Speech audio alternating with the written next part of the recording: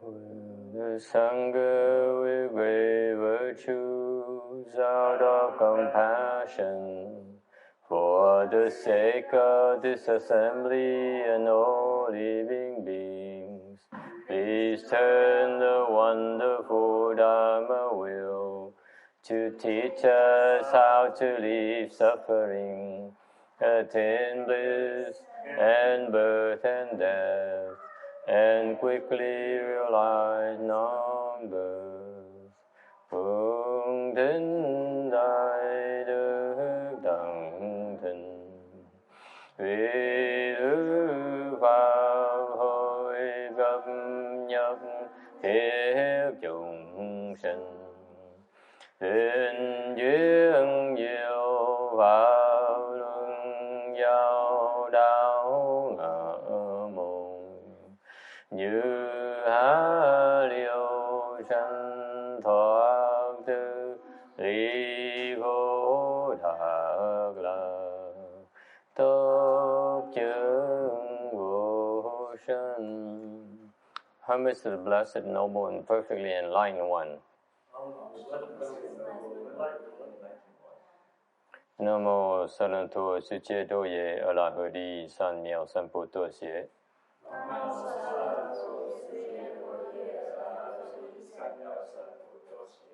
Nam mô Tát Đắc Tha Tô Ya Đa Ya A La Hơ Đê Tam Miệu Tam Bồ Đà Tọa.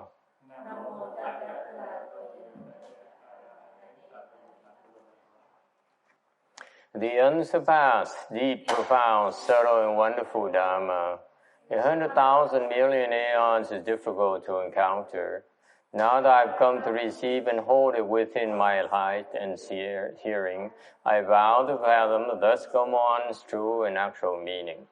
Wu shang sheng she wei miao pa bai jie wan jie nan zao yu wo jin jian wen de shou qi yan jie ru lai zhe shi yi.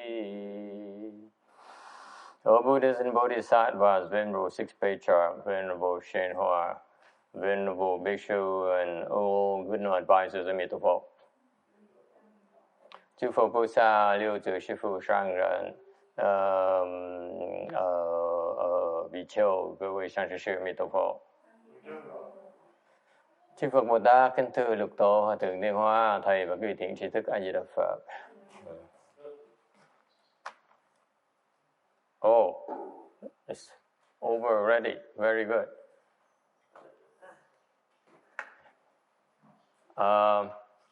Welcome everyone to today's lecture on the Vajra Sutra.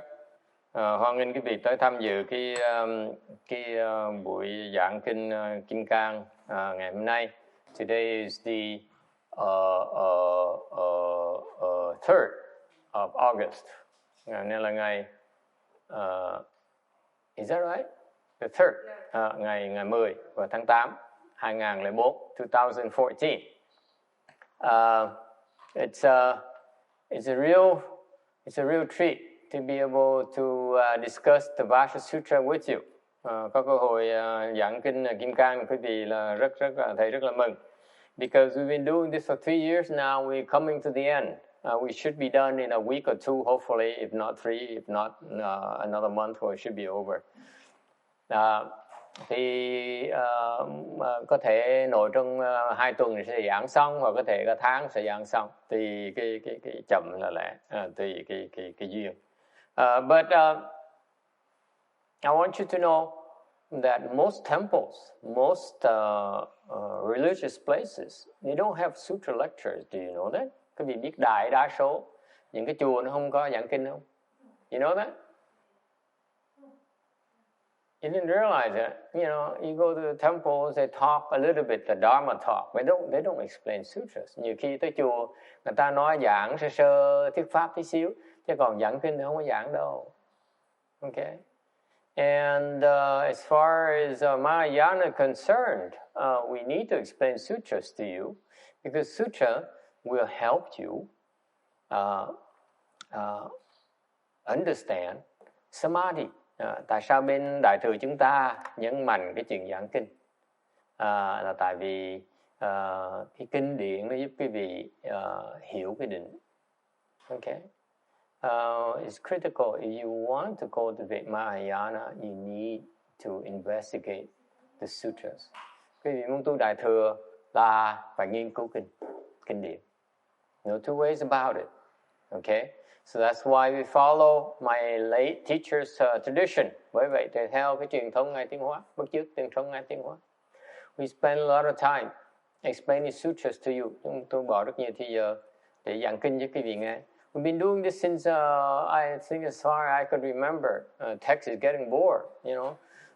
He says, "Oh my God, every weekend I have to go and listen to sutra lecture." Ông Gia Trắng nói tôi đã theo ông thầy nghe giảng kinh đã 6-7 năm. How long has it been now? 6-7 years? 6 years for you. 2009. No, more than that. No. Earlier than that. You started 2009, huh? I started about 2007 when I started lecturing sutras. Because you got in around the Medicine Master Sutra, didn't you? That's what interested you. First Sword and yeah, Medicine Master before Earth Store. Yeah. And then, but before that, we explained the 42 sections Sutra, which took about a year or so. Maybe 2. I don't remember. But I'm doing this because I hope that in the future, my students as well as other masters will also believe the importance of explaining the sutras. And thầy làm như vậy là để hy vọng là trong tương lai đệ tử của thầy giống như mấy thầy khác, thế hệ sau thì hiểu tầm quan trọng của cái kinh. I feel that a Dharma master must explain sutra. Thầy tin rằng mỗi pháp sư đều phải giảng kinh. Okay, it's critical. Và đó rất là quan trọng.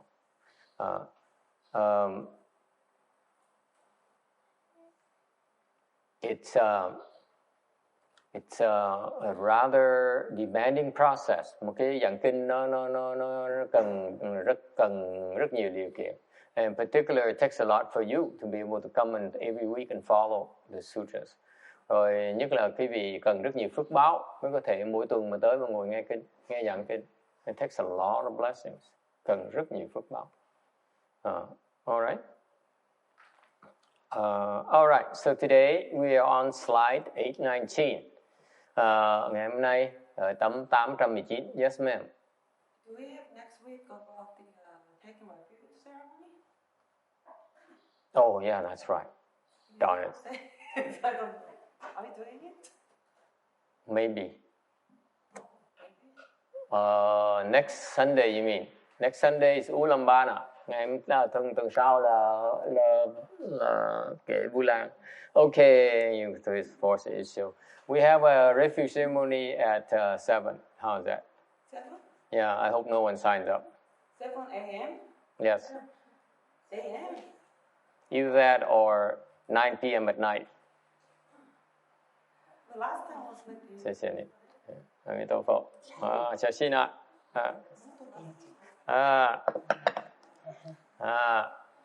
So what's your preference? Tuần sau có lễ quy y 7 giờ sáng hoặc là 9 giờ tối? 9 p.m. 1. See, no one is going to sign up. Maybe, the young lady took refuge already. She's my disciple already. Yeah. Well, no one is going to sign up for the taking refuge. You want to? 7 or 9 p.m. Wrong answer. You started on the wrong foot again.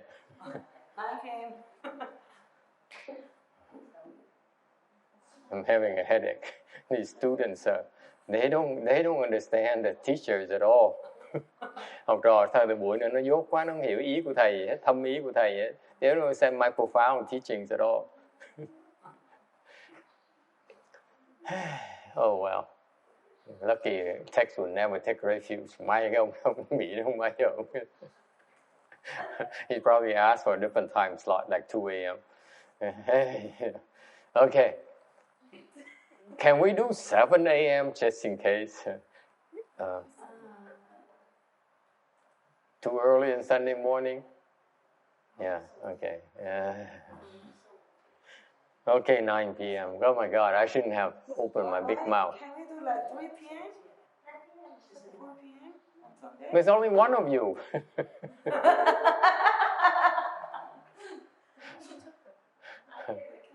Okay, 3 p.m. Oh my God. 3 p.m.? Yeah, okay, 3 p.m. 3 p.m. Yeah, it's only one of you. Okay, fine, I understand.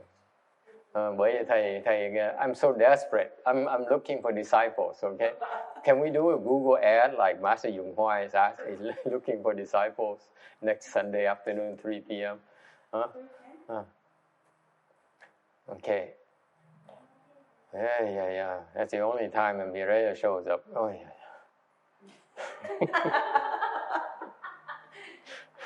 I'm getting desperate. Okay. So, going back to the lecture. Even though there aren't many of us investigating Sutra principles, but when my master was around, I don't think there were a lot of disciples listening to his early Sutra lectures either. Quý vị biết ngày hôm nay mình không có đông người lắm đâu, nhưng lúc là thầy nhớ lại lúc mà Ngài Tuyên Hóa, Ngài giảng Pháp, lúc đầu giảng Pháp là giảng Kinh đó, cũng không có nhiều người đâu. Okay. Most of the listeners are people from his temple. Đa số những người ta nghe giảng Kinh toàn là đệ tử ông ở trong chùa ông á, còn không ai có thời giờ tới nghe giảng Kinh. Okay, so anyway, I'll take whatever I can. I have another question. Yes, I'm not sure I want to hear. Can I take Is that what you wanted to ask last night at 9 p.m.? That's it? No, I was asking about the napkin. Oh, the red napkins. Is it bad? No, not at all. It reminds you of blood. That's all. Okay. Should I change to orange color? What we do in temples, usually at temples, we go and at the stores and buy after Christmas and buy Christmas napkins. It's a lot cheaper. See, they're trying to get rid of it. They killed the trees already. Now it's too late. Anyway, yeah. What is it? The other question? I broke some precepts, so can I take it again? No, you break precepts, you have to repent first. You can't take them again. Okay. If you take the 5 precepts and you violate the 4 major precepts, the first 4 precepts, you're doomed. You go to hell. Oh, sorry, Goodbye. I hope people hear that and they stop bothering me. No, I'm kidding. Most temples, they give you, they transmit the 5 precepts. They don't teach you how to observe the 5 precepts at all. That's why a lot of people take the 5 precepts, violate the 5 precepts, and then they can't. They don't know what to do. Okay?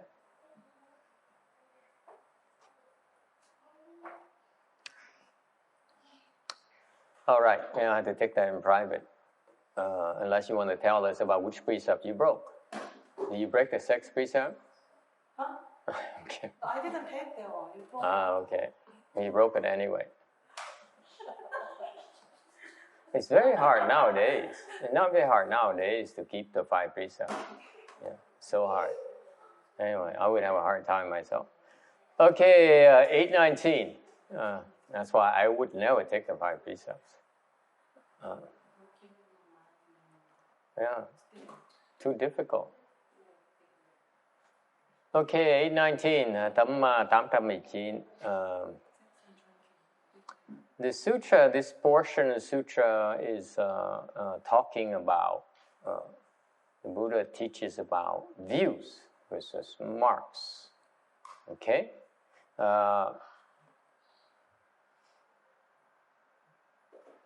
In the earlier part of the sutra, of the Vajra Sutra, the Buddha says, don't have people have marks of the self, of others, living beings, and of a life. Cái phần trước của kinh Cang này thì Đức Phật giảng về cái tướng, chấp tướng. Okay? He talked about attaching to the marks of a self.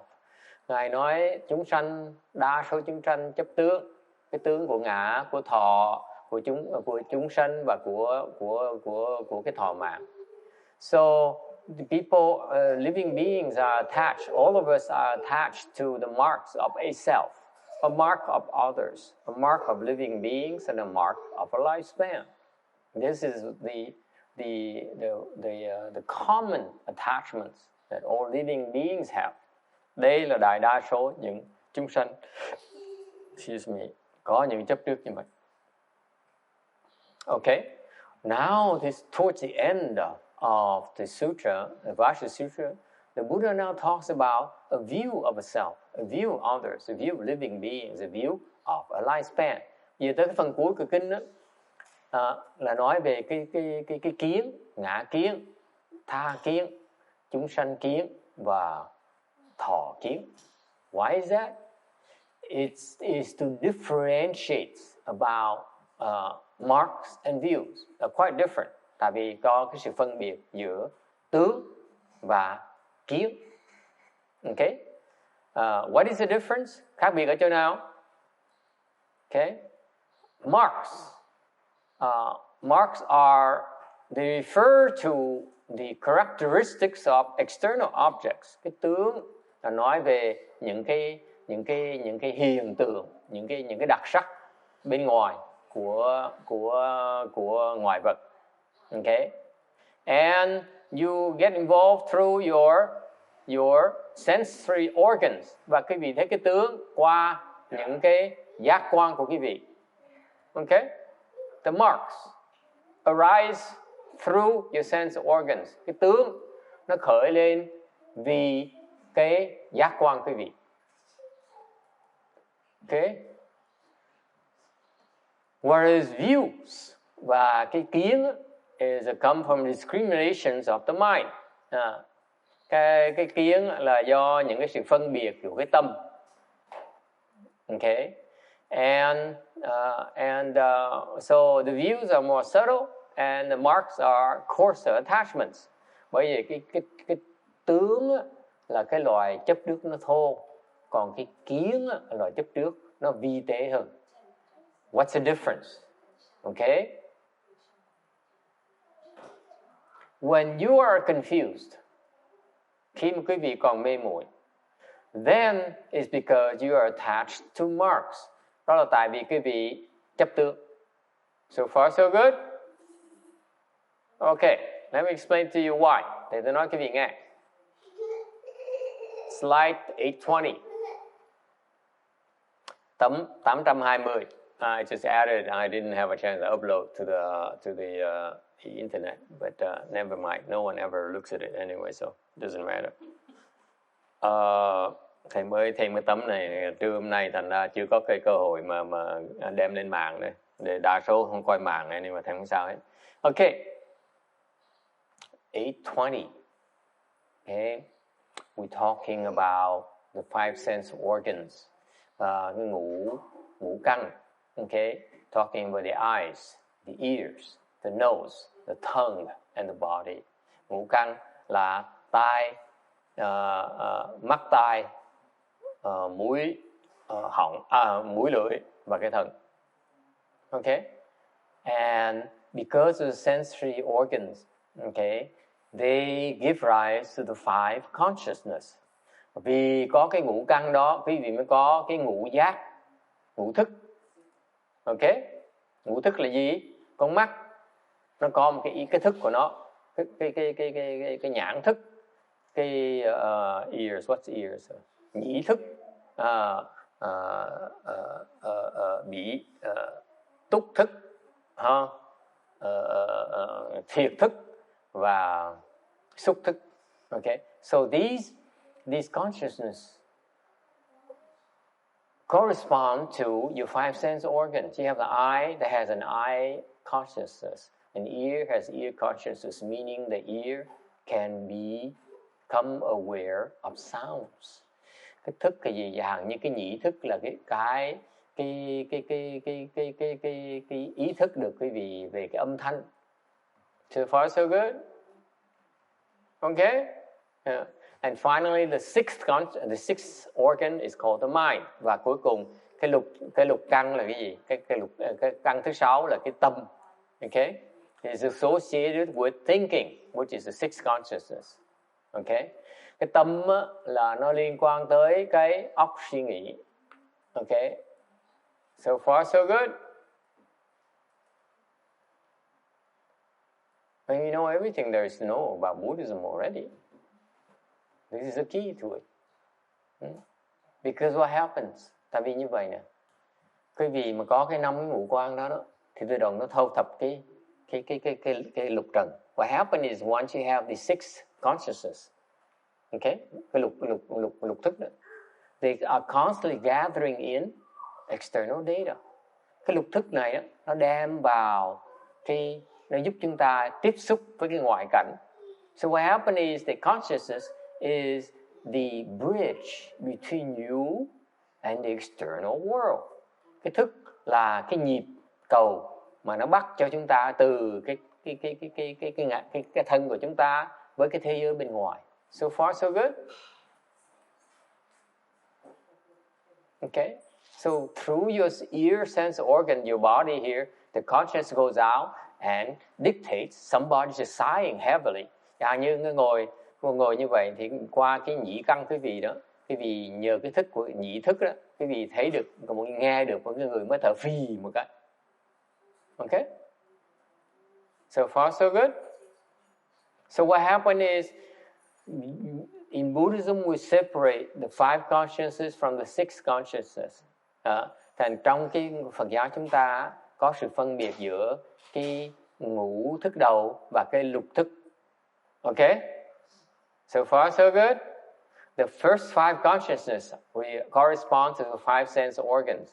Cái ngũ thức đầu tiên hết đó, nó liên quan tới cái ngũ căn của quý vị.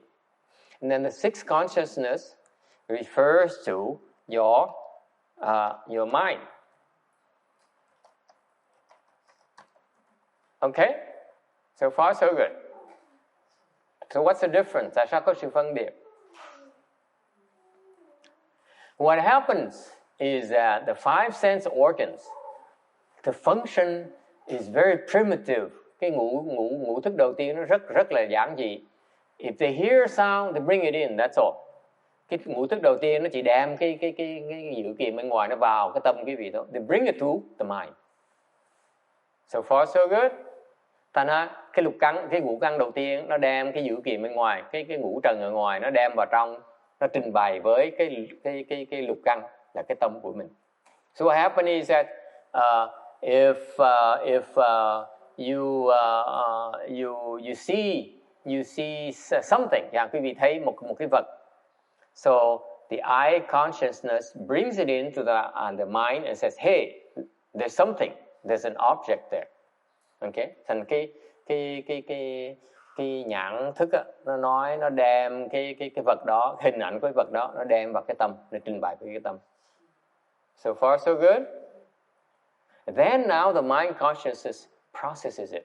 Rồi lúc đó cái lục thức mình mới bắt đầu đấm bóp nó. What does it do? It says it does recognition. Thì cái lục thức á, nó nhận ra. Okay? So far so good. So the eye consciousness only brings it in. Cái nhãn thức nó chỉ đem cái hình vào thôi, nó đem cái dữ kiện mà thôi. Còn cái tâm nó mới nhận ra. And the mind says, wow, that's a girl. Okay? Or that's a boy. Because the sixth consciousness does recognition. Okay? There's this differentiation. Rồi cái tâm mình đó, nó bắt đầu nó phân biệt nó, cái đó là cái hình của một đứa con nít. Đây là hình của cái xe. Okay? This is the sound of a piano. Đây là âm thanh của cái đờn piano. Okay? This is my daughter screaming. Đây là con gái của tôi nó đang la hét. Okay? So far so good. So it's the mind that does this distinction. Cái tâm là cái nó phân biệt. Còn cái kia, cái ngũ thức đầu nó chỉ đem vào thôi. So remember, the first five consciousness only brings in the data. That's all it does. Nó chỉ đem vào thôi, nó không làm gì hết. They do nothing else. So far so good. So for example, even if you close your eyes, okay, mặc dù bởi vì quý vị thấy nhiều khi mà quý vị mà nhắm mắt lại, you still can see things in your mind, can't you? Nhiều khi quý vị nhắm mắt lại, quý vị vẫn thấy được cái hình trong cái óc quý vị, đúng không? Because your sixth consciousness is still at work. Thì đó là tại vì cái tâm quý vị nó tự tạo cái hình ra. Are you bored? Quý vị buồn ngủ lắm, phải không? Okay, let's move on. Vậy thôi, cái buồn ngủ thôi, mình khỏi nói chuyện tiếp. Okay, so what happens is that in Buddhism, this is a very important concept. Bên cái Phật giáo, cái quan niệm rất quan trọng. We talk about the six dusts. Mới nói là cái lục trần. Six dusts are the things. Okay,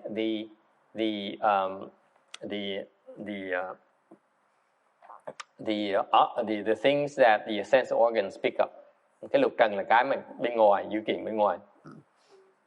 Excuse me. Mà cái lục thức mình nó thâu thập được. Okay. So the six dusts are the form, the sound, the smell, taste, touch and the dharma. Lục trần là gì? Là sắc, thanh, hương, vị và xúc và pháp. Dharma is the production of the mind. Dharma is what is produced in the mind. Okay. Pháp là trong cái tâm của mình. So far so good. Okay. And they also call the thieves. Cũng cái lục trần cũng gọi là lục tặc. Why? Liu tẩy. Why? Because they are constantly distracting us. Tại sao lục tặc là tại vì nó luôn mấy 6 cái trần này nó luôn nó làm cái tâm chúng ta tan loạn. They're constantly disrupting us. They're constantly causing chaos in our mind. So far so good. Okay.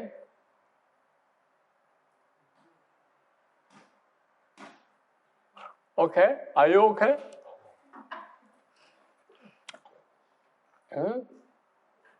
Are you still awake?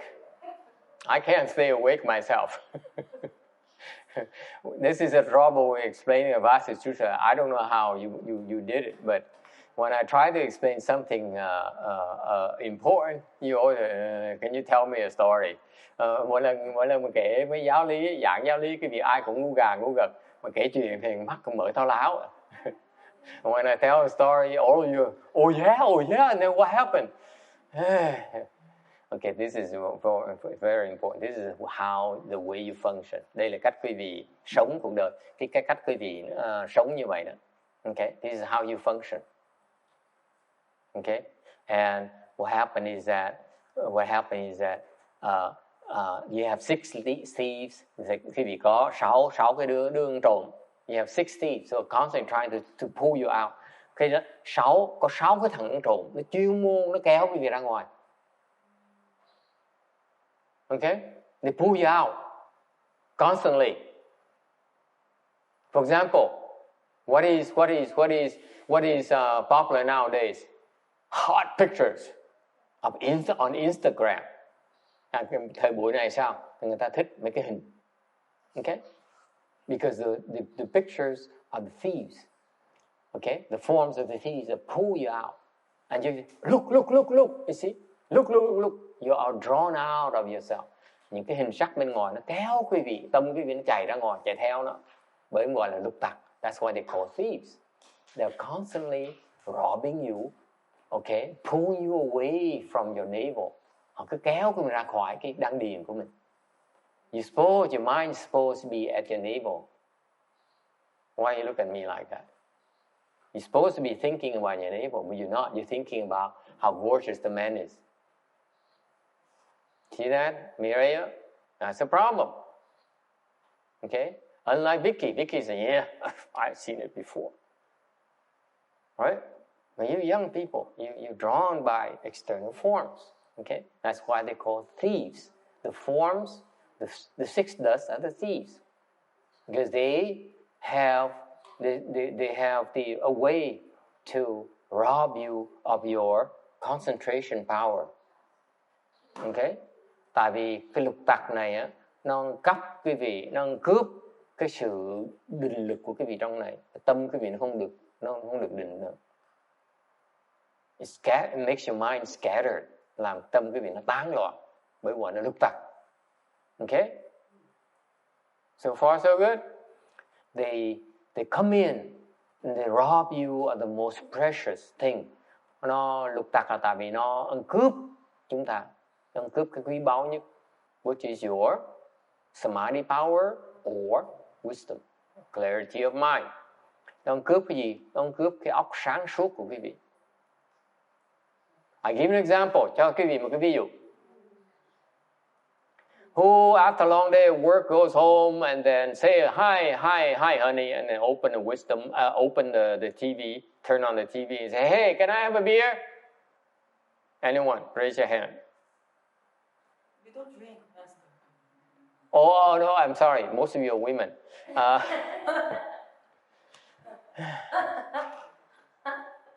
And then Trang is too scared of his wife to dare say that. See, the men who come to my lectures are not normal men.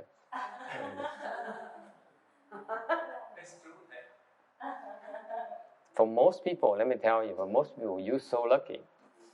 Most men, I remember, most men, I used to have a Korean friend. Went over to his house, okay? He is a programmer like I was. His wife has an MBA. And you know what? We walked in and says, honey, I'm home. Can I have a beer? And she comes, hi honey, hey. Not anymore. 4 days. Well, that's my generation. We used to have it good. Okay? So the point here is that I'm trying to make is that watching TV. Who watches TV? I watch TV. I be on TV, by the way. Netflix. Yes, TV.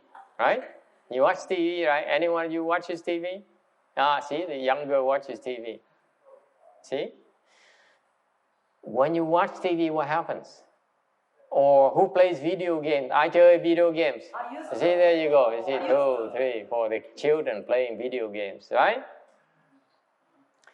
When you play video games for about 3-4 hours, những người ai chơi 3-4 tiếng đồng hồ, raise your hand. See, Anthony and Cora.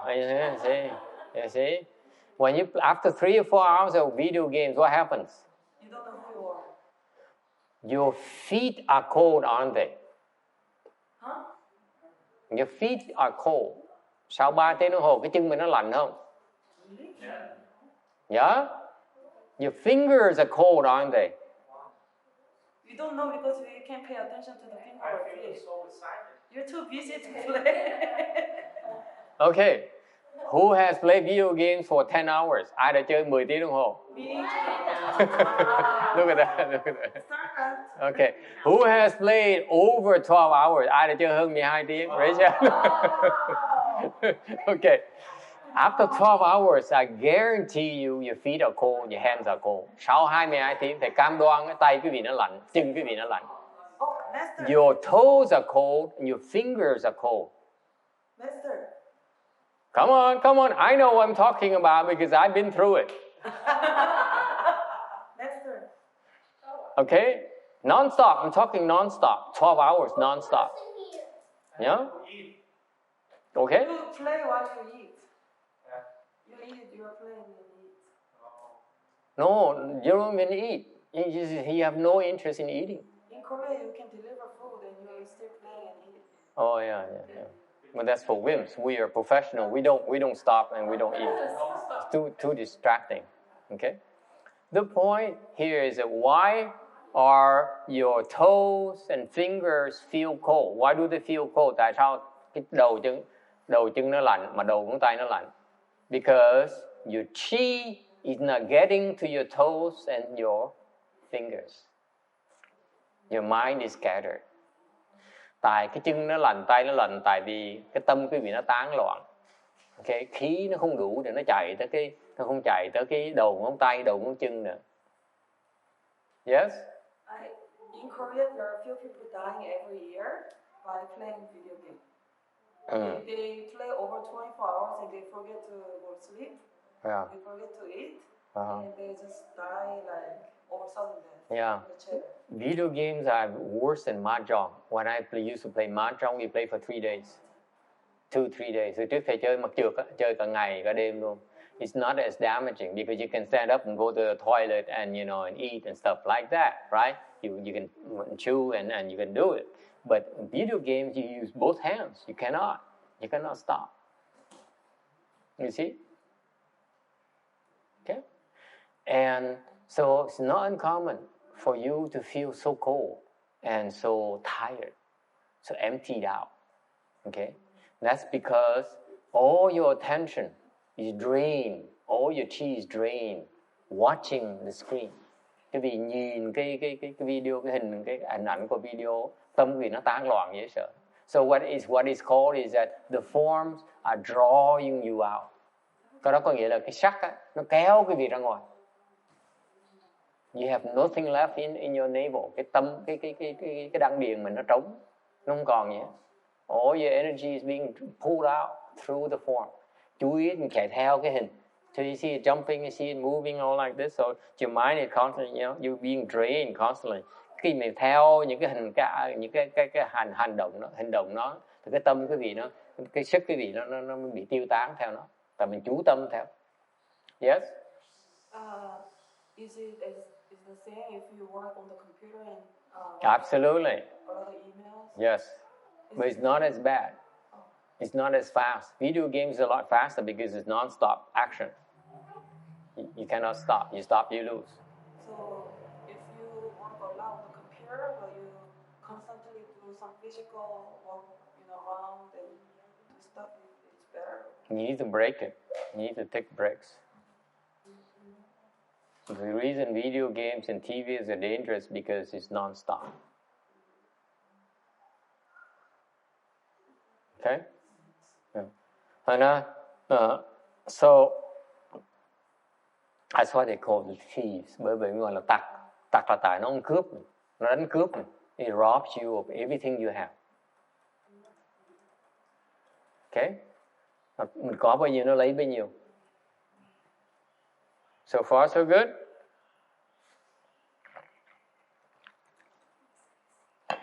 Okay? Any questions? Ai thắc mắc gì không? Okay? So at the course level, okay, at the course level, you go by the external stimulus or the marks, okay. Về cái phương diện thô á, cái trình độ thô đó, quý vị chấp vào những cái tướng bên ngoài, you attach to the sound, quý vị chấp vào cái âm thanh, you attach to the form, quý vị chấp vào cái hình tướng, okay, you attach to the taste, quý vị chấp vào cái hương vị, okay, that's course, cái đó là cái thô. At a more subtle level, tới cái trình độ vi tế đó, what happens is that, okay, once you attach, you form prejudices, okay.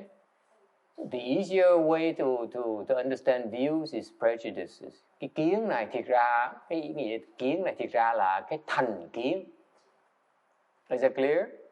It's prejudices, it's not just views, it's prejudices. Cái kiến này là thành kiến. What are prejudices? Cái thành kiến nghĩa là sao?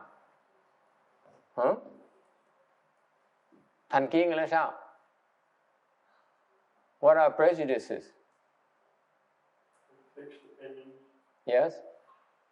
More subtle attachments you're not really aware of even, your assumptions. They're automatic. There's no mental processing. Cái thành kiến là không cần suy nghĩ. As soon as you see a Vietnamese and I don't like him. Người thấy người Việt Nam là tôi không thích người Việt Nam. Or you see you don't need you don't need to, the response is automatic. Cái phản ứng quý vị nó tự động, không cần suy nghĩ. It's so instantaneous. Nó xảy ra một cách rất là lẹ, không cần suy nghĩ gì hết. Okay? What are the views? Racism is form of view. Okay? Chẳng hạn như phân biệt chủng tộc là một cái loại thành kiến. Right? Or you prefer rich people over poor people, hoặc cái vị thích người giàu hơn người nghèo. Right? That's a form of view. Okay? You prefer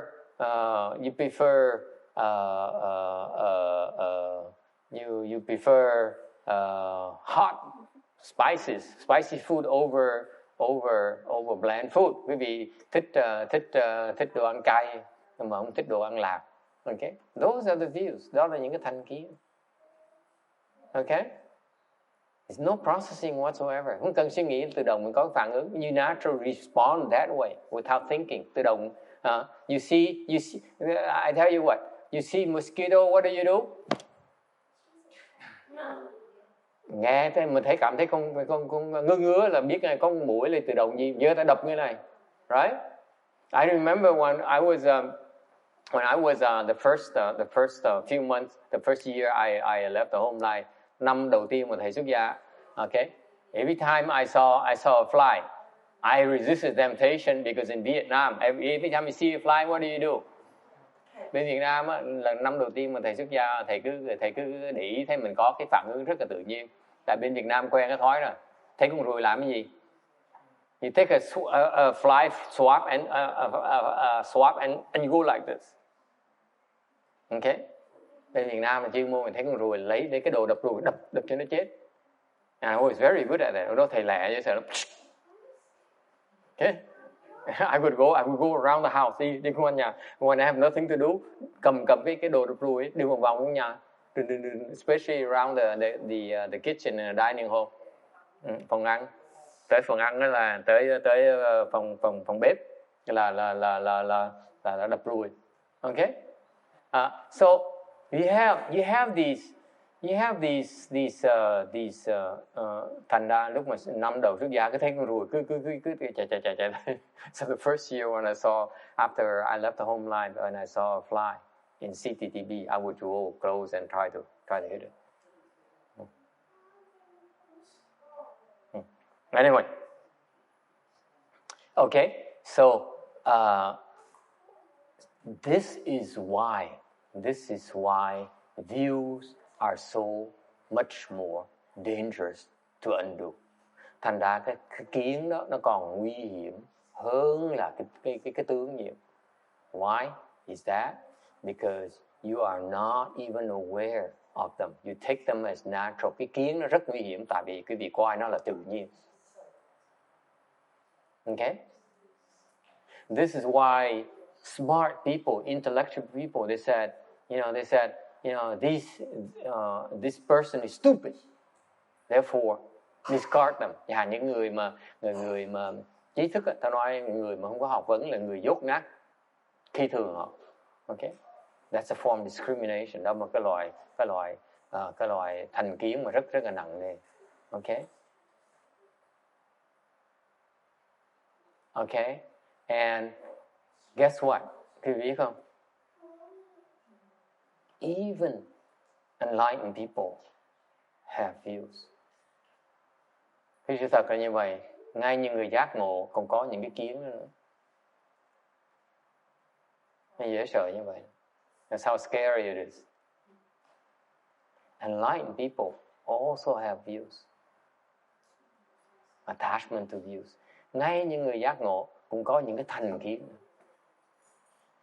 Remember this second section is to teach the Bodhisattvas. Quý vị nhớ không? Cái phần cuối của Kinh Kim Cang này để dạy những người Bồ Tát. Bodhisattvas have to work so hard to recognize their views.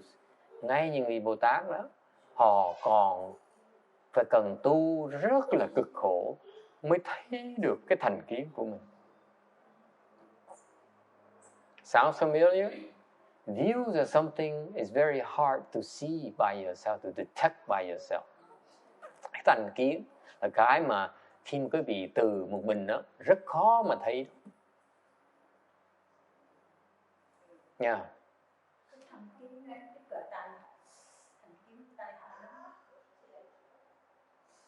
Okay, it's very dangerous. Okay, they are the worst enemies. Cái thành kiến là cái mà khó mà kháng cự nhất.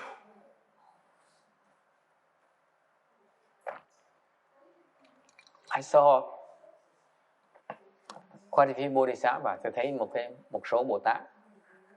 They're so thick in their views. Có những số Bồ Tát mà người ta có những cái thành kiến nó nặng đến độ, okay, that you cannot even begin to tell them about them. Nó thành kiến nặng đến độ mà không thể nói họ biết được, không thể nào họ thấy được.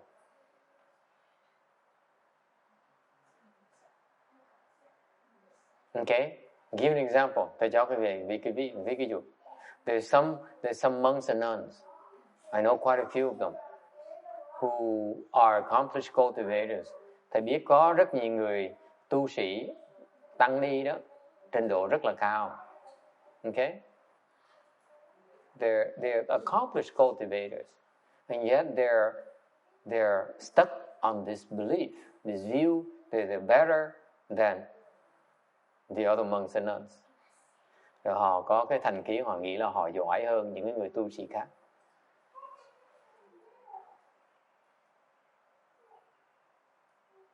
Okay?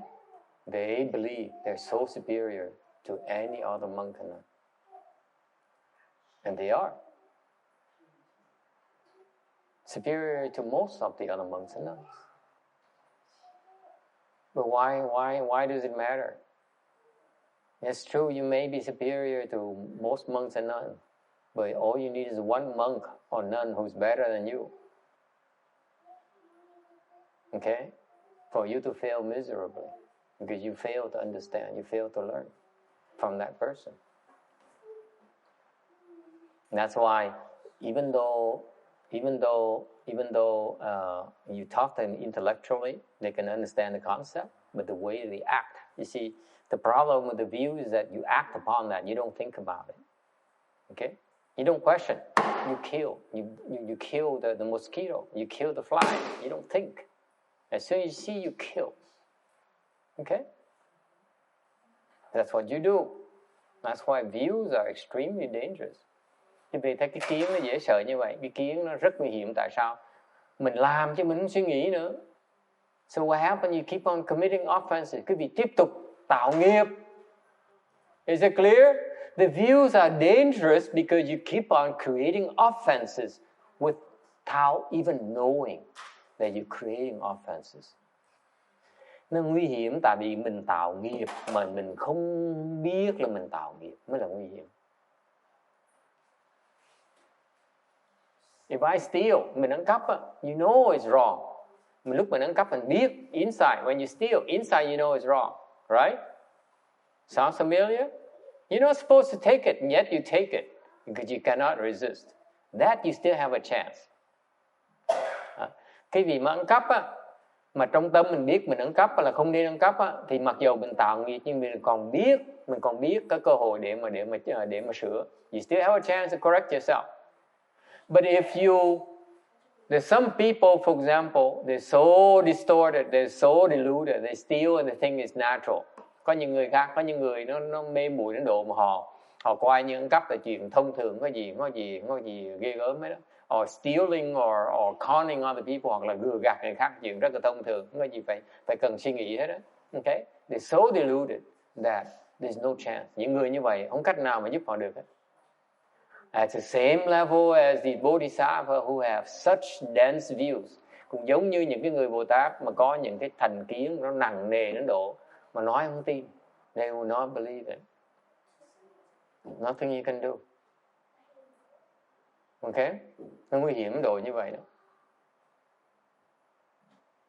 Okay? By the way, quý vị biết không? The more advanced you are in the Bodhisattva path, quý vị biết không? Càng tu cái Bồ Tát đạo, trình độ càng cao, the views become so much more subtle. Thì lúc đó cái thành kiến của những Bồ Tát càng ngày nó càng vi tế, càng khó thấy. It is so subtle that even before you become a Buddha, ngay trước khi cái vị thành Phật đó, cũng còn cái thành kiến. You still have these views. And you can't even see them. Không thấy được. Why do we tell him this? Nói cái vị để làm cái gì?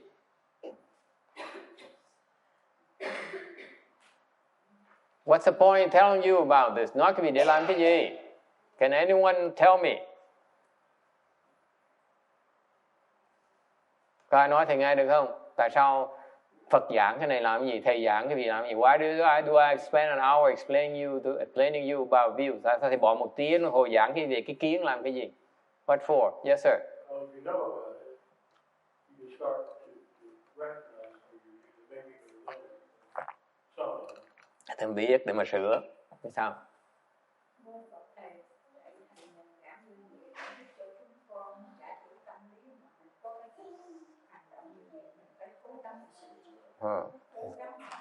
You have to try hard to correct it. Yes, ma'am.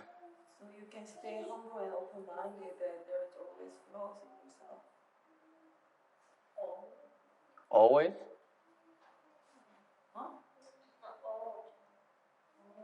Huh? No? So that you remember that you need help. Quý vị phải cần người giúp đỡ. You need a teacher who can point out to you.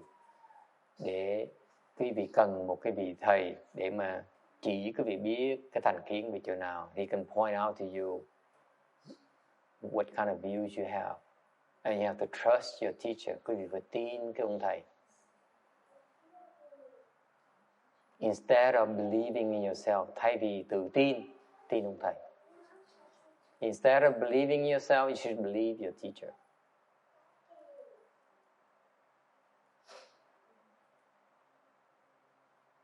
Does it make sense to you, right? Cái nó không có lý đúng không? Đối với quý vị không có lý đúng không? How can you possibly trust someone else but your own, but yourself? Những người quý vị có ai thường thường đều nghĩ là sao tin ông thầy được? Hả?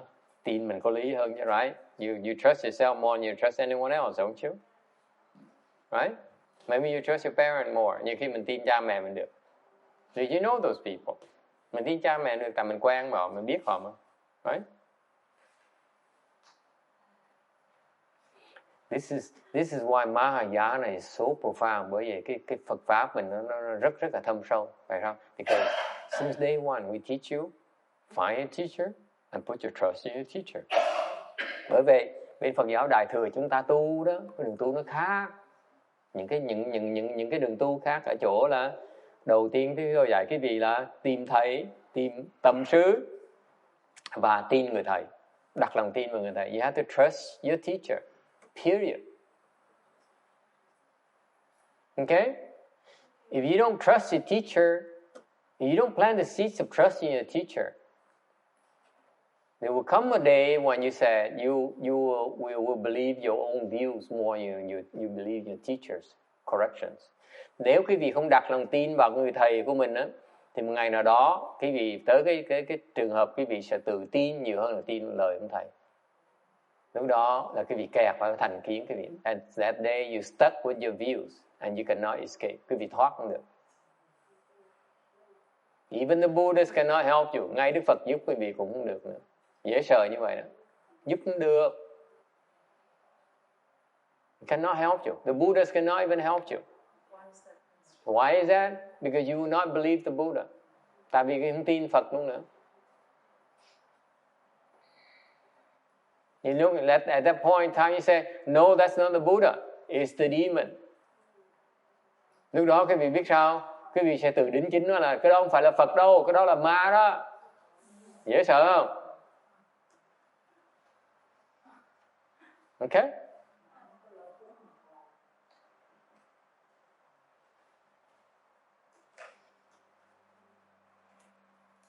And this is, by the way, this is what that nun tells people, that I'm the demon. Which nun? Oh, the bad nun. There are too many. There are many of them. Or the monks. I'm evil. I'm deviant. My teaching's deviant. Gotta be the works of a demon. Okay? They come up with all kind of excuses to justify and defend their views. Lúc mà quý vị tới, quý vị mà đặt tự tin mình nhiều hơn, quý vị cái tâm quý vị sẽ đủ cái lý do để mà nói là người này là ma, người này là quỷ rồi nói, chứ còn quý vị không tin được. You will not believe it. Yes. But so you said Buddha everybody has a view. What if the teacher has view too? What if the teacher has view too? Of course the teacher has view. You think the teacher is the Buddha or something? It's better than my view, right? Câu này câu hỏi. Vậy chứ lỡ ông thầy mà có kiến, thành kiến hay sao? Thầy nói, ủa ông thầy phải có thành kiến, ông thầy đâu phải là Phật đâu mà không có thành kiến được. Until your teacher becomes a Buddha, he has views too. Ông thầy quý vị vẫn có thành kiến như thường. I have a lot of views. I have a lot of prejudices.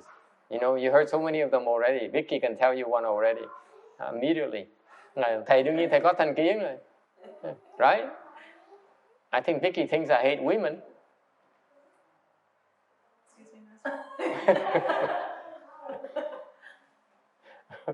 Okay?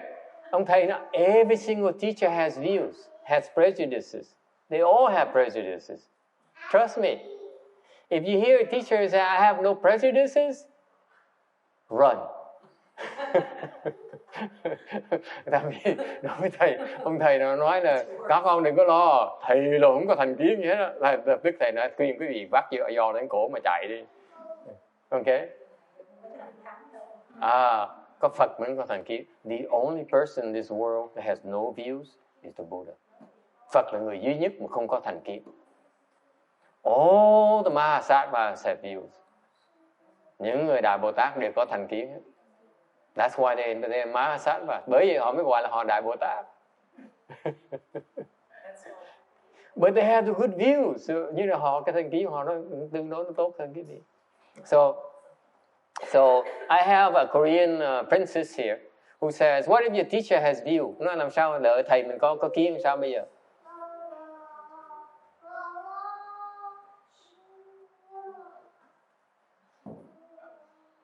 His views are not as bad as yours. Cái thành kiến của họ nó không có gì tai hại bằng cái thành kiến của quý vị. Okay? That's a big difference. Nó khác nhau chừng đó thôi à.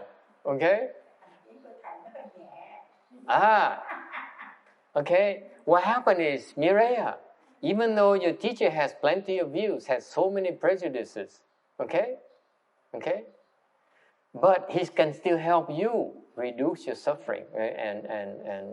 and work on your views. Okay. Mặc dù ông thầy mình nó nhiều thành kiến, cũng nhiều thành kiến, nhưng họ không có những thành kiến mà thô như quý vị. Thành quý vị vẫn được giúp, vẫn người ta giúp được như thường, vẫn có thể giúp được quý vị như thường. Kim Điền sits there, but I want a teacher who has no views. Go to Western Material and I can't help you here. Có người nói, nhưng có Kim Điền có nói, Kim Điền says, but I insist on my teacher having no views. I say, in that case, go to Western Bliss Building. That's the only place where you will not find. The teacher will not help with you. Okay? Question, ai thắc mắc gì không?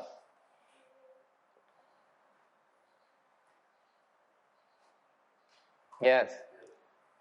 入境怎么样？老师，我觉得如果有偏见的人呢，碰到那个有偏见的善知识，或善知识的偏见，你可以降服那个人的偏见的时候，不是刚刚好一刀一钉吗？这样子就不是平衡的。不是的，不是的，不一定是可以降服的。不可以降服。不一定的。不一定是可以降服的。可以的话呢，那很好啊。问题是不可以的，有的时候不可以的，怎么办？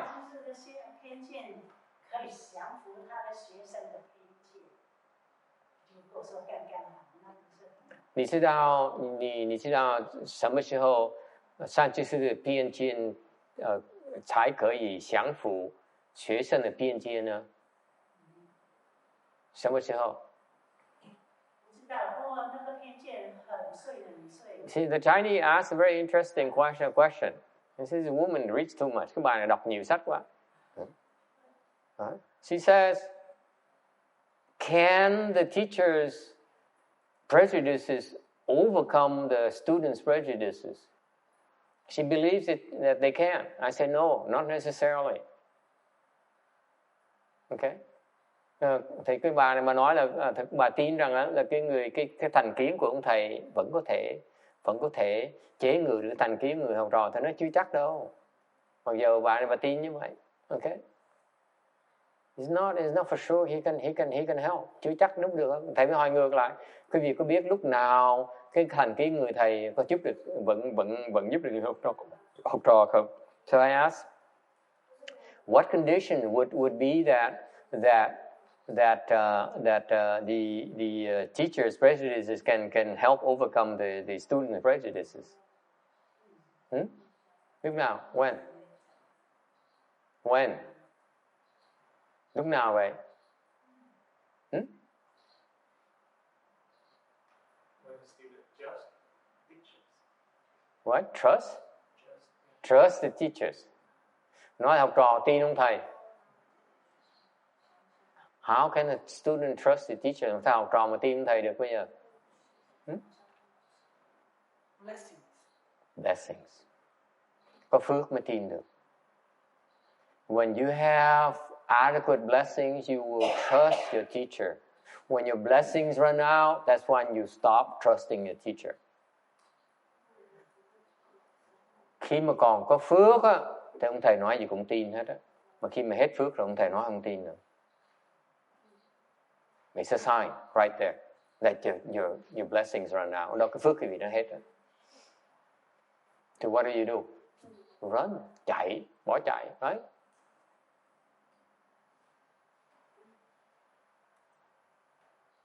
This is why even the Buddhas cannot help you, because you will not believe him.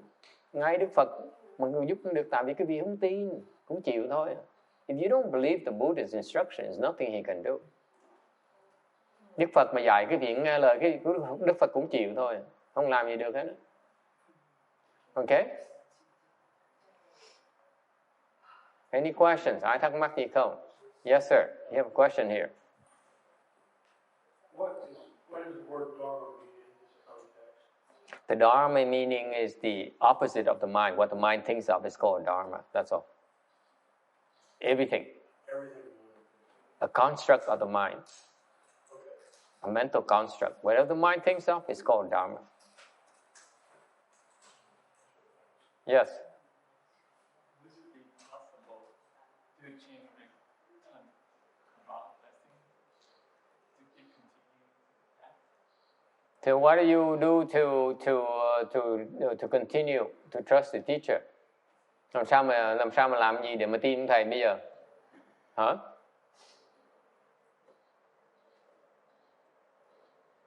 Let me put it this way. Nói ngược lại. Để hỏi ngược lại cái vị. What if you trust the wrong teacher, hoặc lỡ một cái vị tin ông thầy sai thì sao?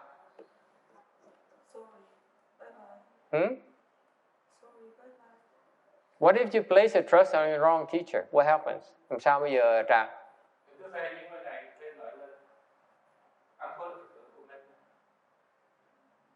Follow the hell. Follow the hell. You follow the teacher to the hell. Bởi vì theo ông thầy tới địa ngục. Nhớ? Ông thầy sai là dẫn quý vị tới địa ngục, là quý vị tới địa ngục luôn. What if? Làm sao bây giờ?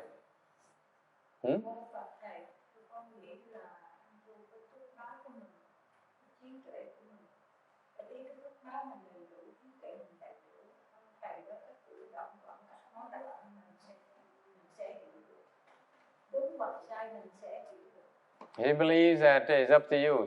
You can see right and from wrong. Yes?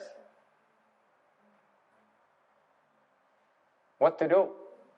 What if you trust the wrong teacher? Tin thầy sai lầm sao? What to do now?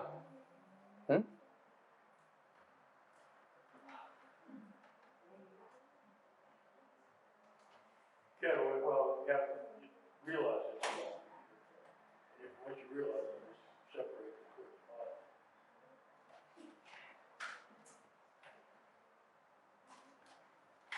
Trick is realizing it. I say it's tough luck. I don't know what to do. I wouldn't know what to do.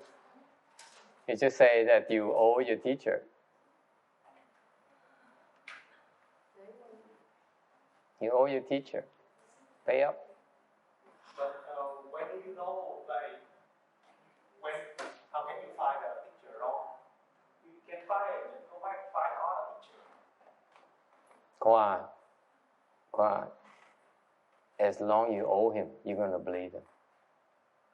As long as you still owe him, you're going to believe him, no matter what he does. Yeah, if I owe, I have to pay. Yeah, pay up. Why you keep on complaining about? Just pay up. Shut up. Make sense? Yeah. What are you afraid of? It's a chance to pay off. Pay up your teacher. Pay up. What's the big deal? But when you're paying up, it has two advantages. Number one, you're paying off your debts. Number two, the loyalty does not go unnoticed by the next teacher.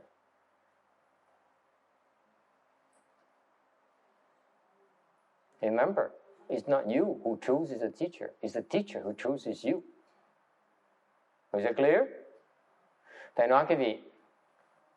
Nếu như mà bị ông thầy lừa gạt, ok? Thì làm gì bây giờ? Thầy nói, thì coi như mình nợ ông đi. Sợ cái gì? Hả? Nếu mình nợ ông thì mình trả. Mình trả ra chứ mình chạy làm cái đâu có được. You cannot run away. If you owe people, you have to pay up.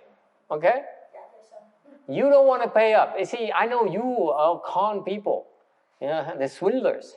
You don't want to pay up. You know, nợ người ta mà không chịu trả, đồ bỏ chạy không à. You all want to run away. You don't want to skip town. Okay? You say, I don't want a bad teacher. That's what you're telling me is I don't want to pay up. Because if you don't owe the teacher, he cannot con you. Nếu cái gì không nợ ông thầy gạt cái gì không được lâu đâu. He cannot con you forever. Is it clear? You only turn a blind eye because you owe him. Cái gì mà một cách mù quáng, tại mình còn nợ ông á. Okay?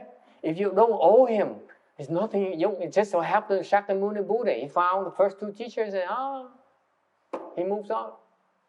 Như Đức Phật gặp hai vị thầy đầu tiên, khi xuất gia, sau khi xuất gia gặp hai vị thầy đầu tiên là đâu học lâu đâu. See? Thành cái lợi thứ nhì là thứ nhất là mình trả cái nợ của mình cho ông thầy. Ok? Thứ nhì là gì? Ông thầy sau nhìn cái sự trung thành của mình mà sẽ chọn mình vì vậy. Đừng có quên là ông thầy chọn học trò, chứ không phải ông thầy chọn thầy được đâu. Let me repeat for your sake. Okay? The good teacher picks his students, not the other way around. Phải nhớ chắc chừng đó là ông thầy chọn học trò, chứ không phải ông chọn thầy được đâu. Yes. Master, you only become a student unless you request to become a disciple. Is that correct? To be a student of a master, you have to request to become a disciple. Yes. But does it mean you'll be accepted?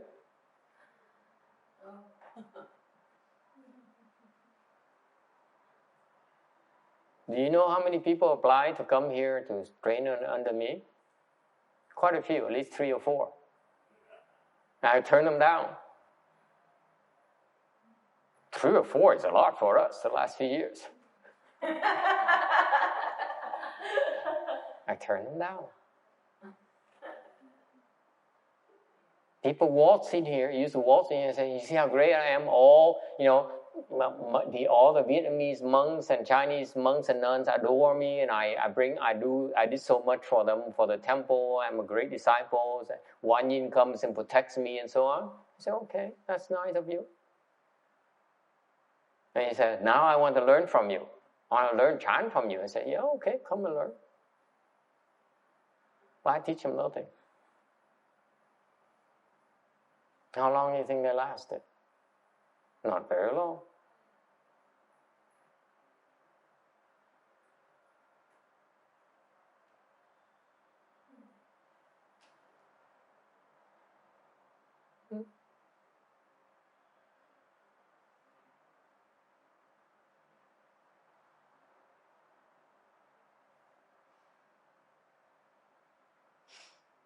Okay, does it help? Có lý không? You are so afraid to lose. Quý vị cứ sợ thiệt thòi. Right? You say, I don't want to lose. I'm afraid to lose. Cứ bị thiệt thòi. Okay? Whereas, if you are truly rich, nếu quý vị thiệt sự mà có phước, you naturally have faith. Quý vị tự động sẽ có phước, có lòng tin ngay lập tức. Okay?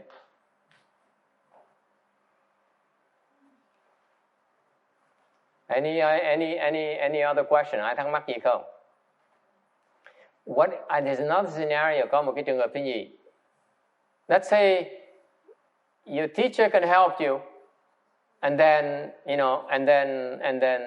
what if he can't help you anymore? Thằng như nói là tôi học ông thầy mà tôi thấy ông thầy hết sức ông thầy rồi. Now that you get the end of the teacher's abilities, okay? Do you continue to trust him? Có tiếp tục tin là không? Yes. I think you have mentioned that the teacher will send the person to another teacher. Not all of them. Not all. The majority of the teachers say, "Hang on to me. I'm good for you. Don't worry. I will take care of you." Okay. Trust me. Don't worry. Then maybe that's not a good teacher. No. If teacher is hanging on to teacher. What to do? Sao?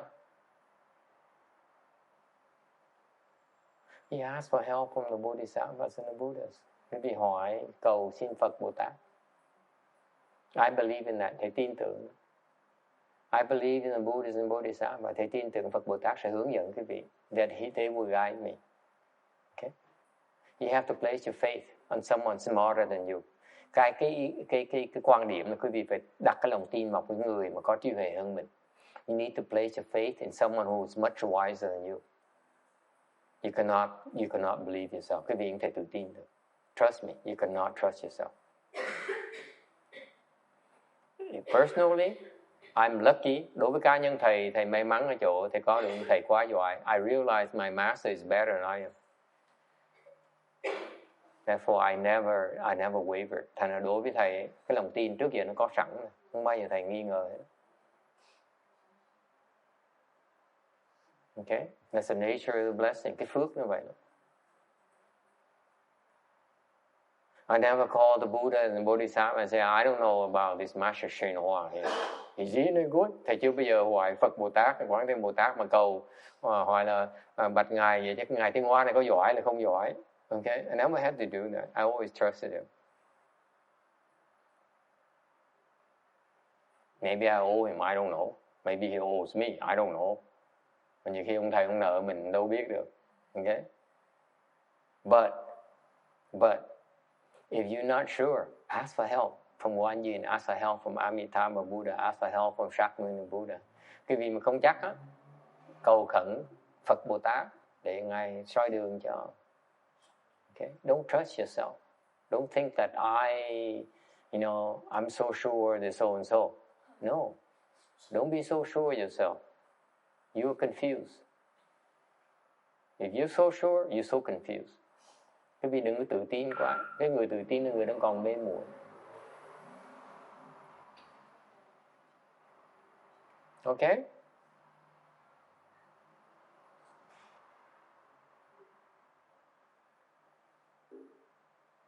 That's why, for the same reason, cùng một cái lý do như vậy, that's why I simply trust I don't worry about my teacher being wrong. Thành đối với thầy á, thầy không bao giờ lo ông thầy mình sai hết. I just trust my teacher. Thầy chỉ lo đặt lòng tin ông thầy mình thôi. Okay?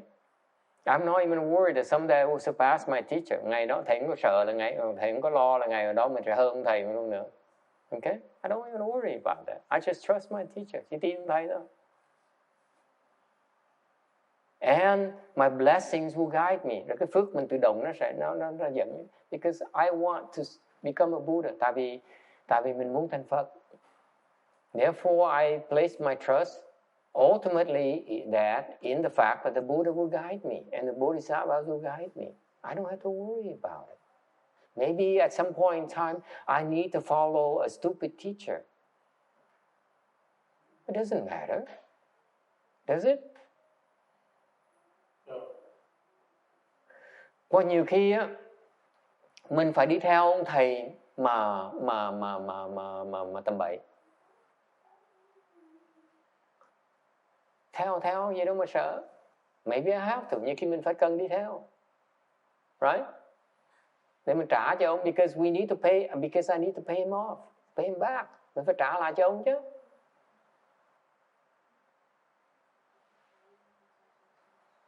See, you guys are so worried about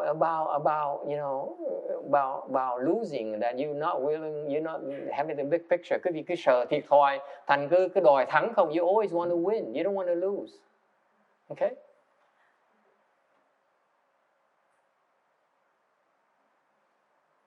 Does it make sense to you? David, does it make sense to you? Cái ông này chuyên môn là sợ bị thiệt thòi. This man he is very afraid to lose. Yeah. Okay? Because if you don't owe your teacher at all, he said, move on, get out of here. The condition will arise so that you can't stay anymore. Quý vị biết không? Nếu thực sự mình không có nợ ông á, tự động cái nhân duyên nó sẽ xảy ra để mình phải đi à. Mình không cần phải lo. You don't have to worry about it. I placed my faith in Shakyamunni Buddha. Thầy đặt lòng tin với Phật Thích Ca Mâu Ni. I placed my faith in Guanyin Bodhisattva. Thầy đặt lòng tin với Ngài Quán Thế Bồ Tát. I placed my faith in my teacher, Master Hsuan Hoa. Thầy đặt lòng tin với Ngài Tiến Hóa. I placed my faith in Six Patriarchs. Thầy đặt lòng tin lên Lục Tổ. Okay? I placed my faith in Great Strength Bodhisattva. Thầy đặt lòng tin nơi Ngài Đại Thế Chí Bồ Tát. Okay? I believe in them. So I believe my faith is unshakable that I know they're watching over me. Thầy tin rằng á, nếu thầy đặt lòng tin như vậy thì những ngài đó đang gia hộ thầy. What are you afraid of? Sợ cái gì? Huh? What are you afraid of? Please tell me. If I con you, so what? Nếu thầy gạt cái gì thì có sao đâu. They're watching over you. Họ đang gia hộ cái vị. Bị gạt thì đâu có sao đâu. If they allow me to con you a little bit, what's the harm in that? I see no harm. Thầy đâu có gì cái gì dễ sợ đâu, ghê gớm đâu. Right? It's cultivation. Đó là cái tu hành. You are prepared to take a loss. Quý vị sẵn sàng bị thiệt thòi. That's my role in your cultivation. Cái đó là cái vai trò của thầy để làm cho cái vị. Even though I'm a worthless teacher, mặc dù thầy là một cái người rất là tồi tệ. But I help you overcome your fear of taking a loss. Mặc dù thầy là người thầy rất là tà kiến, là tồi tệ dễ sợ. But you should follow me and should give me all your money because I help you overcome your fear of taking a loss. Thành quý vị cúng dường hết tất cả của cải cho thầy để thầy giúp quý vị bỏ bớt cái tính là sợ bị thiệt thòi. Do it. Don't just talk about it. Làm mới đừng có nói. Does it make sense? Quý vị biết không? Do you know that if you prepare to take a loss, knowing full well you will take a loss, you will do it, that's where you have blessings. Quý vị biết không, nếu như quý vị mà biết mình sẵn sàng chịu thiệt thòi mà vẫn làm như thường, cái đó mới gọi là có phước, cái đó mới gọi là đạo đức. That's called virtue. There's no virtue in being right. Cái người mà đúng á, không có đạo đức gì hết á. You hear me? You only do it because you agree with it, because you're right. You have no virtue. There's no virtue in there. Quý vị chỉ làm khi mà quý vị đồng ý với nó. Quý vị nghĩ là mình đúng thì không có đạo đức gì hết đó. Okay? It took me 20 years to become who I am. At least give me a break. Này, on behalf of all the monks and nuns in the world, này, phải xin đại diện tất cả những cái người xuất gia trên thế gian này. It took us a long time to get where we are. Chúng tôi cực khổ mới tới được cái mang cái lon này. Come on, give us a break. What are you afraid of? Sợ cái gì? You pray to the Buddha. Quý vị chỉ cần lạy Phật, lạy Bồ Tát thôi. Say, please help me. Whatever happens, have faith. They are watching over you. Thành quý vị chỉ cần đặt lòng tin với Phật Bồ Tát. Bất cứ chuyện gì xảy ra, cứ đặt lòng tin rằng Phật Bồ Tát không bao giờ bỏ mình hết. And they will never abandon you, by the way. Phật Bồ Tát không bao giờ bỏ quý vị nếu quý vị có lòng tin như vậy. No matter how bad I am, mặc dù thầy có xấu đến chừng nào, Phật Bồ Tát không thể nào bỏ quý vị được đâu. Khoa says, oh, this is way beyond what I'm here for. Yeah, it's too much. Let's see. I'm waiting for it. This is what I'm talking about. This is the faith I'm talking about. Cái này cái lòng tin, thầy đã nói mình ngày nay mình nói về lòng tin, đúng không? That's what faith is about. Cái đó mới gọi thiệt sự lòng tin. If you only believe me because I'm right and you agree with my views, then you are so confused. You have no real faith in me at all. Rằng cái vì chỉ tin thầy, theo thầy tại vì tin cái lời, phải đồng ý với cái lời giảng của thầy thôi á. Tại cái việc thiệt sự không có lòng tin gì đối với thầy hết. Chưa đủ lòng tin. You know, because I tell you, many of you have found out so far. There's so many times you disagree so violently with me. Okay, so violently. Okay? Because that's when I begin to teach you. Or cheat you. I don't know whichever. Khi quý vị mà thiệt sự mà không đồng ý với thầy một cách là khủng khiếp á, lúc đó thầy mới bắt đầu thiệt sự đang dạy quý vị, hoặc là đang bịp quý vị, chưa biết lúc nào. Okay? It's not for sure whether I'm helping you or cheating you. It's not for sure. You never know. You trust me. You never know. I'm no crook. Yes. Like before, I said, if you cheated, you owe me next lifetime, right? Precisely. Yeah, so it's okay. If I cheat you, okay, and you complain, say, Master, you're cheating me. I don't owe you that much. Why not? I only fear people say, Master, go ahead, they abuse me. Go ahead and hurt me. Go ahead and take advantage of me. Those people are the most dangerous. Those are the ones I kick out. Cái người mà nói, học trò thầy mà nói, thầy, tôi không tin thầy nữa, tại vì thầy đang gạt tôi. Không tin thầy tại thầy là người xấu. Không tin thầy tại thầy người rằng trần chuyện tông bà. Mấy người đó thầy cũng sợ. Thầy sợ cái người nói là, con tin thầy, thầy gạt con cũng được. Thầy muốn bao nhiêu? Ok, con cúng với thầy. Mấy người đó mới đáng sợ. Mình nợ chết luôn, trả không hết rồi. If you have such faith, blind faith, I owe you more than I can ever pay you. I will become your slave. Business. I will become your slave and pay you lifetime after lifetime after lifetime. I become your dog. I become your cat. I become your, you beat me up. I love it. You abuse me. I love it. It's sick. I would never want to be like that. Good business. Now you see why I'm never afraid when people come and try to steal from me. I say, please take it. That's why I'm different from you. You're afraid to lose. I'm not afraid to lose. Not at all.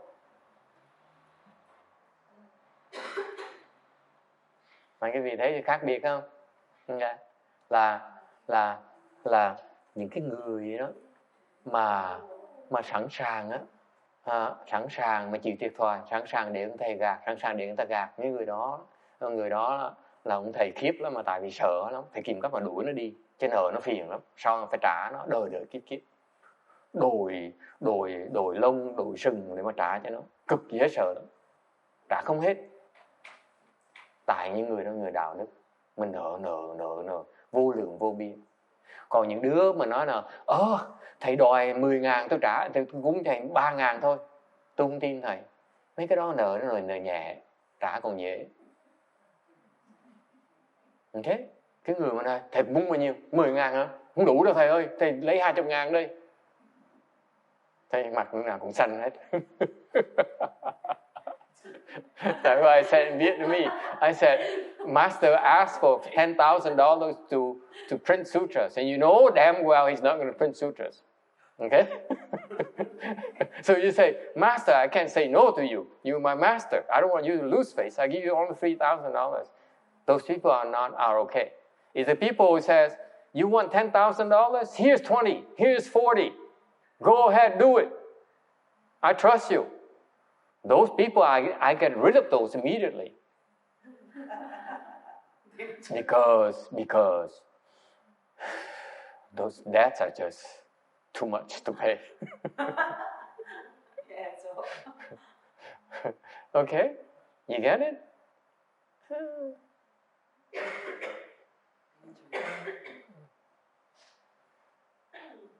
That's why you need how to con people. You cannot con the wrong people. Thành cái việc biết muốn gạt người ta, phải gạt chọn người mà gạt. You see, I tell you, monks and nuns, you better be careful. You had better choose who you con carefully. Yes? Any questions? You didn't know, huh? See, I have a lot of tricks up my sleeves. So you should call the people who left already and say, what happened between you and Master? And he tell you the real story. They say, I gave Master everything he wanted. I don't understand. He kicked me out.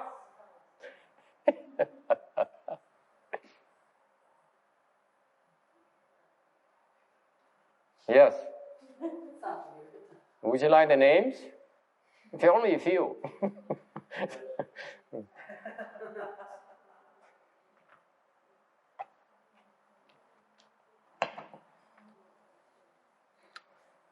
Yes. And you know, the funny thing is I never found any of Master Shin Hua's ex-disciples who says, Master Shin Hua, kicked me out because I gave him everything. Cái mà thầy lạ nhất là thầy chưa vừa nghe nói ai đệ tử Ngài Tiên Hóa mà nói là tôi bỏ Ngài Tiên Hóa là tại vì Ngài Tiên Hóa đuổi tôi ra, tại tôi cúng dường hết tất cả Ngài Tiên Hóa muốn. It never happened before. Okay? Complicated world. You guys are so worried about being cheated. Quý vị đang sợ bị gạt. Okay? I'm waiting for someone who wants to cheat me so bad. Thầy đang đợi tôi gạt mình. Yes, sir. You have a question? Yes, ma'am. Master, so would you say that to even for someone to be able to have that kind of conversation with you, they still have to have some level of trust or faith in the Buddha for it to even matter? People have to start with something. So many people don't even have faith. Why does it matter? Can you transcend the Buddhas? If you understand the principles behind it, why do you need to trust the Buddhas and Bodhisattvas anymore?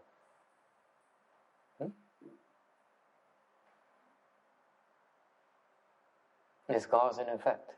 You really believe in cause and effect. It doesn't matter anymore. Does it? If they cheat you, they have to pay you back. So, give willingly. So that you pay off quicker and they owe you more. That's how I invest. You're afraid to lose. I'm not afraid to lose. Thành có câu hỏi, it's a good question by the way, câu hỏi rất là thông minh. Hỏi như vậy á, người ta phải có tin một cái phần tin về Phật Bồ Tát chứ, thì nó đâu cần thiết đâu. Nếu cái gì thực sự mà hiểu nhân quả thì cần tin Phật Bồ Tát làm cái gì nữa? Why need to trust the Buddha and Bodhisattvas anymore? You just know based on a laws and cause and effect. It comes back. It always comes around. You cannot escape it. No one can escape it. Không ai thoát được hết. Including the Buddhas, he cannot escape it. Đức Phật cũng thoát không được nữa.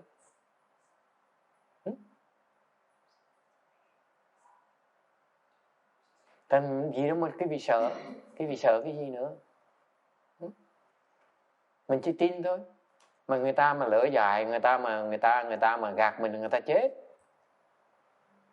Okay? The people who intentionally come and steal from you.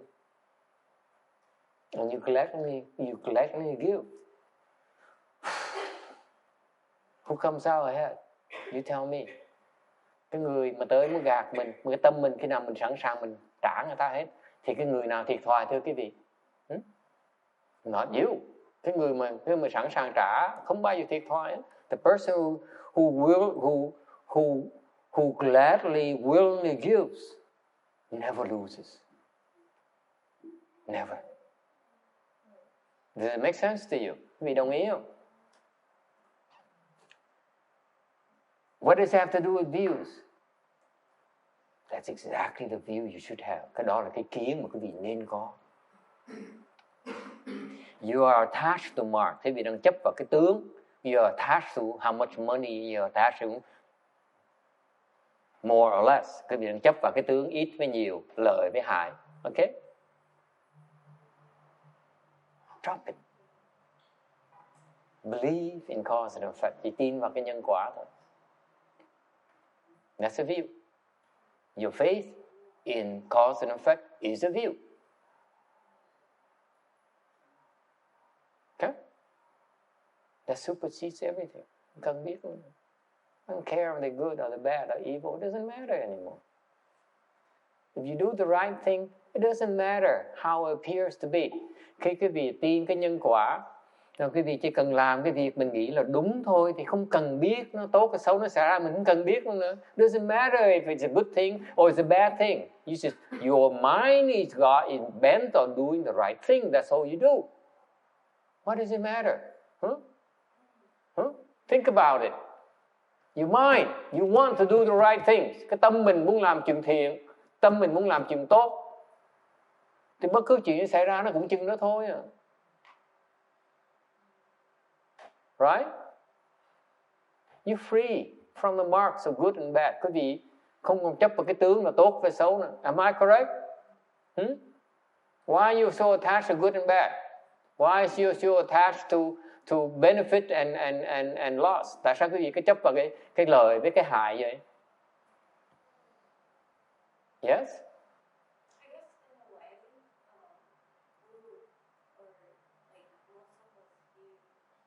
Because you're not blessed enough. When you have so many blessings, you don't worry about losing anymore. You understand that? You say, I only have $10,000 up in my bank account. If Robert comes, a general contractor comes and steals it from me, I have left with nothing. I'm going to take care of myself, right? It makes sense. And because you're afraid you have only $10,000. But you're really blessed. After the $10,000 is gone, maybe more will come. So what are you afraid of? You're only afraid because you feel there's not enough. What you have is not enough. Cái vị chỉ sợ là cái vị nghĩ là bây giờ trong nhà băng mình có $10,000 mà cái ông thầu khoán tới ông gạt mình 10,000, mình còn cái gì nữa bây giờ? Hết rồi. Nếu thực sự cái việc có phước thì 10,000 mất thì có sự tiền khác nó tới. Maybe nhiều khi vợ mình phải cưới vợ giàu không có ngay lập tức nó biết được. You see? Maybe you find a rich woman right away.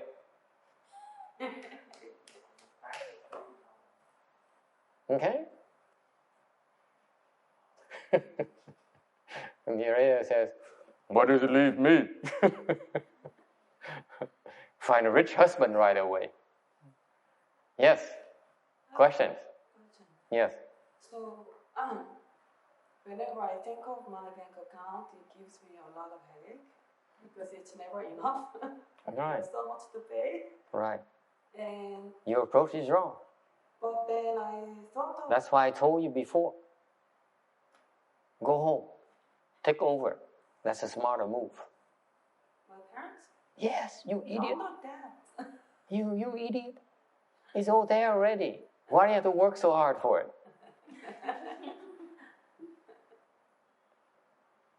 I would do that. It's a win-win situation with your parents and you. You want more money? With more money, you have more freedom. Anyway, You can love anyone you want. You would not worry about is he gonna make enough for you. You see? my thing is not that. Whenever I feel worries or concerns about if I'll be able to pay everything, I think of you or Mr. Sanwa's history. But we monks, we're not the same. I mean, like, I look at the history and the stories and say, well, it doesn't really matter how much you have, you can be still happy. But you can be happier with more money. So not to worry so much, maybe there are other ways to take the risk and just move forward. Is that bad? No, it's not bad. I just you're doing it wrong, that's all. I will go home. Yes. Anyone else? Ai có thắc mắc gì khác không? Okay. Yes, ma'am. So, Master, you're saying, just to get back to a comment some time ago, you were saying it doesn't matter about having faith, it's the law of cause and effect. No, I'm saying only offering you my personal perspective. I'm not afraid of it. I don't need to ask the Buddha and Bodhisattvas to help, because I believe that based on the law of cause and effect, everything comes around. There's no need to worry about it. So I gladly give, and I don't worry about whether it's a smart move or a stupid move. Okay, text will say, "Oh, doesn't make sense to me. You know, this is nonsense because you know you so and so." Yeah, but from the law of cause and effect, you don't have to worry about it. You're free. You're free from that. You live in freedom. You have no fear. Does it make sense? There's no need to worry about it. Only because ultimately I have more blessings. That's why I don't worry about losses. The reason worry, can I be blunt with you? The reason that worry about losing a few nickels and a few dimes is because it's not that important to you. Right? That's the bottom line. You're free. You're free from those worries. Yes, ma'am. The Chinese still have a problem.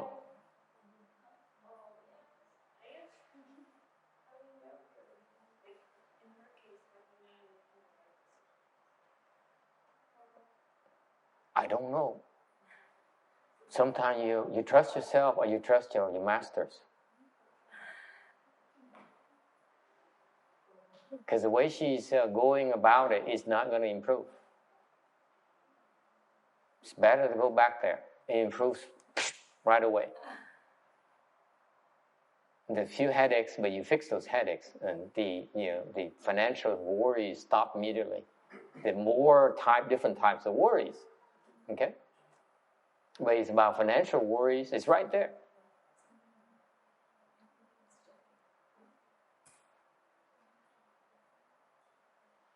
Yes?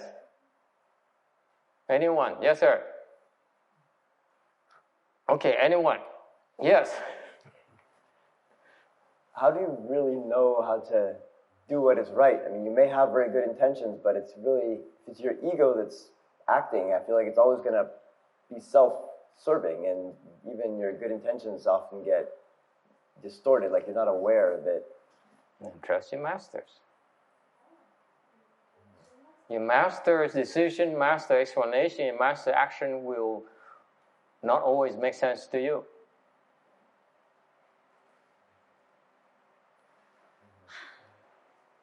Yes, ma'am. Master, what you don't have any ambition? You have no ambition? It's not a problem. You should kill yourself. I'm kidding. Don't do that. Có người nói là mà tôi không có cái tham vọng gì sao, thì nói nên tự tử, thì nó khoan tự tử ra. Yes. Okay. What happened? You have no ambition. Nothing wrong with that. I wish I had no ambition. I had no ambition to either, by the way. I'm doing this because I'm forced to, not because I want to. You know that. Okay? I had no choice. Because I don't do it, I will never be able to repay my master's debts. My debt to my master, that's why I have to do it before it accrues interest any worse. You understand that? I fear the interest. I don't, Yes? Once you said being rich or poor, it's not necessarily how much you work or how much you're smart. It's, or like some people are just rich because they're blessed, right? So you don't have to worry. Right? Well, you think it's a good thing, though? What is good? I met so many rich people. No, Okay? Being rich or poor is not. I can tell you, unlike the kind of people I like, it's on has few of my fingers. Okay? So you think being rich is such a good thing? It's horrible. It's a curse. To be rich, trust me, to be rich is a real curse. Quý vị biết không? Càng có nhiều tiền chừng nào, càng giàu có chừng nào, càng sang chừng nào đó. Quý vị biết đó, nó càng khổ sở chừng đấy. Đừng tưởng họ sướng đâu. Don't think they're so happy. They're not. They're miserable. I look at them, I say, I don't want to be like you. Thầy nhìn những người đó là thầy không muốn như họ đâu. Họ quá khổ sở. I see misery. They don't see it. Yes? So I guess I'm starting to see the main objective is not being rich or poor by a number of the monetary value. You know, if you keep cultivating and you're going toward where, you know, the things around you don't really make you happy or not happy, you try to find happiness within you and just work and try to share whatever I have. Now, There's a question. What if I have no ambition? Có người hỏi câu, trường hợp tôi không có tham vọng thì sao?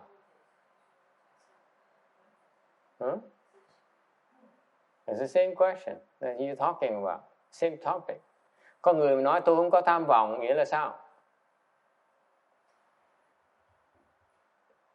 Only because you see no suffering yet. Tại vì chưa thấy cái khổ. That's why you have no ambition. You don't understand suffering yet. The Buddha says, you're suffering and yet you don't even know. You think it's so cool. Đức Phật nói cái vị đang khổ sở, cái vị tưởng là hay. Cái vị tưởng là sướng. You think you're happy good. But no, you're suffering. You don't even know. Cái vị không thấy mình khổ luôn nữa.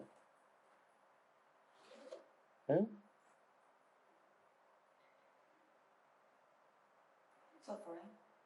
You don't even see your own suffering. That's why you have no ambition.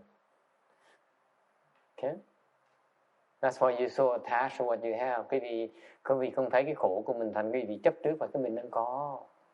What you have is causing a lot of suffering to you.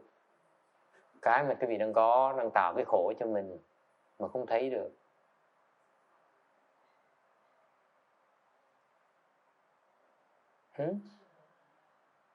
I give you an example. Để cho cái ví dụ. Okay? Can I give you an example? Muốn nghe example? It might offend some of you, như khi nó hơi nó khó nghe một tí. Would you like to hear? Because you say yes. You cannot blame me. Một khi mà nói mà đồng ý, muốn thầy cho ví dụ là cái vị đừng có trách thầy á, tại thầy đụng chạm nhiều người. I will afflict some of you. You sure you want to hear it? Oh yes. Yes. Brace yourself.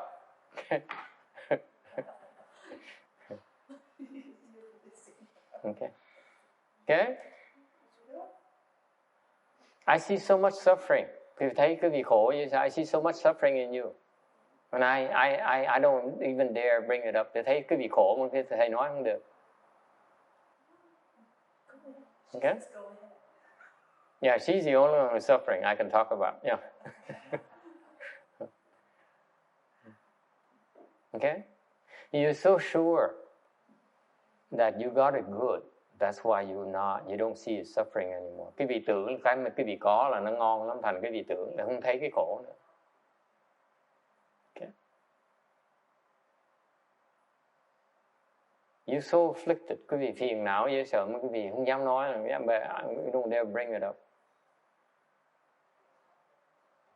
Okay? Why do I say that? Tại sao thầy nói như vậy?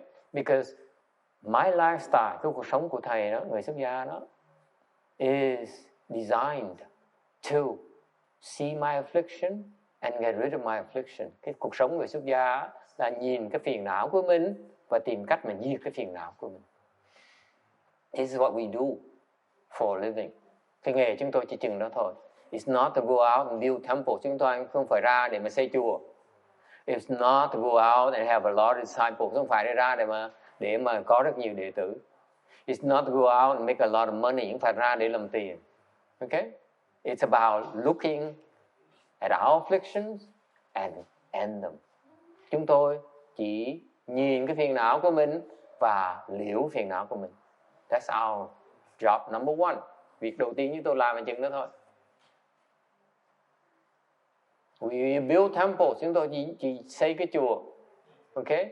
We do refuge ceremony. Chúng tôi tổ chức cái lễ quy y. Only in light of. Chỉ để mà nhìn cái phiền não của mình, để mà gạt cái phiền não của mình thôi. Chỉ only in to express purpose of looking at our afflictions and end our afflictions. Not because we want to have more disciples. Không phải mình muốn nhiều đệ tử hơn đâu. Okay? Because of that, I see your afflictions because I've had those afflictions before. Bởi vậy khi thầy mới có thể dám nói là thầy thấy cái phiền não của quý vị, tại vì lúc trước thầy đã như vậy rồi. Okay? And I've cut them off. Và thầy đã dứt nó rồi. At least some of them. Okay? Ít nhất gạt bớt vài cái rồi. That's why I can see that you are so afflicted you don't even know. Vì vậy thầy mới dám nói là cái vị bị phiền não mà không thấy luôn được. Because when I bring it up, you take offense. Thầy mà nói cái vị sẽ nổi giận thầy. I have no chance to con you. Như vậy không cách nào mà gạt cái vị được nữa hết. I can only con you when you like me. Chỉ có thể gạt cái vị khi cái vị thích thầy thôi. See? Kim Điền said, that's why I never trust this guy.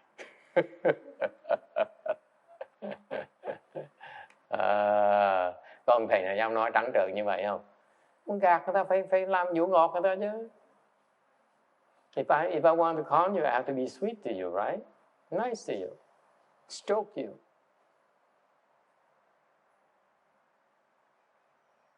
Yeah. That's why he says, I will never buy his spiel, the sales spiel. Yeah. Okay? Any questions? Ai thắc mắc gì không? Okay. So, it is because you still have attachments to marks. Tại vì cái vị còn chấp tướng. That's why it's very easy to con you. Bởi vì gạt cái gì dễ lắm. Does it make sense to you? Còn chấp tướng thì có dễ bị gạt, dễ sợ lắm. Right? Let's say You attach the sweet words. Quý vị nghe những cái lời ngọt ngào, thích là người ngọt ngào. That's why you get con. Quý vị mới bị gạt được. Và chấp tướng ngọt ngào, because you attach the mark of sweet words. Right? Does it make sense to you, sir? It's until you get rid of your attachment to marks, that's why it's very difficult to con you. Lúc đó quý vị mà gạt những cái chấp tướng đó, mới khó gạt, mới khó bị lừa. As long as you're thinking, you attach the mark. Quý vị đang còn suy nghĩ, quý vị đang còn chấp tướng. If you insist, like some of you, insist on logic, insist on being right, insist on making sense, in sense, okay? You are attached to mark. Quý vị đang còn, nếu quý vị, những cái người nào đó mà còn đòi đúng, okay? Đòi phải có lý, thì người đó vẫn còn chấp tướng như thường. Does it help? If you attach to your logic, to that thing has to make sense to you, you are attached to marks, sir. Quý vị, tôi nhắc lại một lần, quý vị nghe cho rõ này, con nghe cho rõ này. Con còn chấp tướng khi mà con còn đòi thấy cái đúng, còn thấy cái lý, thì con còn chấp tướng. Is it clear? The Shami program we have, you don't graduate until you no longer need to make sense to you. Quý vị không thể nào mà ra bằng được, trừ phi quý vị không cần phải đòi nó có lý nữa.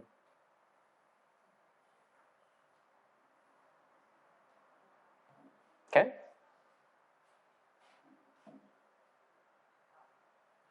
It's not an easy thing to do. So sometimes we let them graduate because we can't keep them Shami forever. But the training continues. So you see you next time in Korea? Have a nice trip back to Korea.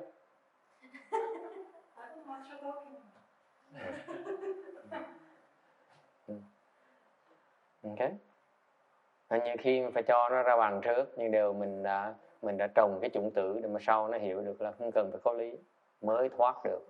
It does not have to make sense to you.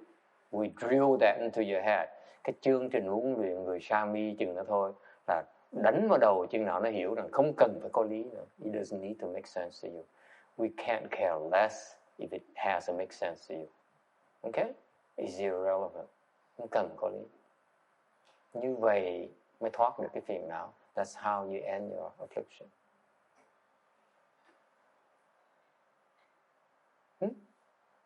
It's not available for you, lay people. Người tại gia không có được cái pháp như vậy. We can't touch you. As soon as you don't like it, I hate Master. Master sucks. I'm leaving him. Because he's an evil man. He's so wrong. Người tại gia sao? Đùng cái là lẫy. Ông thầy ác quá. Ông thầy vô lý quá. Ông thầy tầm bậy quá. Ok. Ông thầy sai quá. Là bỏ ngay lập tức. Cứ vẫn đòi có lý như thế.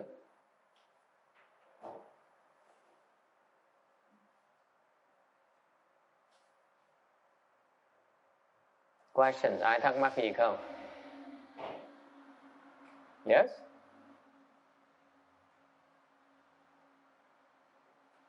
Only in a Shani training program we have that. Cái chương trình huấn luyện Sayini mới có được như vậy thôi. Còn tại gia dạy không được. I cannot touch you. I don't dare touch Mireya because she will quit me. She said, I'm not taking refuge master anymore. I thought he was a nice monk. But it turns out he's an evil monk. Với cái cô này, cô Mỹ Tây Cơ này phải vuốt cổ chứ còn vũ ngọt cổ, chứ còn mà không vũ ngọt cô đẩy cô bỏ cô đi ngay à.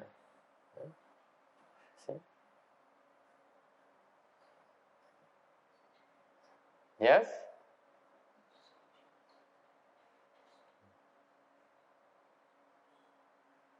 And I'm, you have to realize this is the first time. that I share with you the secret of the novice training program because it hasn't been explained before. Quý vị biết không? Quý vị đang tạo cái duyên cho những cái đời người xuất gia sau này người ta hiểu được cái pháp này. Cái pháp của người xuất gia là phải tập cái phần đó. Chưa bao giờ ai giảng cái chuyện này hết. Mà tại vì có cái kim cang này thầy mới giảng, tại vì nó giảng về cái phần chấp tướng, chấp cái lý. That's why the Vajra Sutra is very important. Only because you hear and these people who are naive enough for thinking or living a home life, that's why I want them to know that, one of the purposes is it doesn't have to make sense to them anymore. That's the training program. Cái chương trình nó như vậy đó, không cần phải có lý. Okay?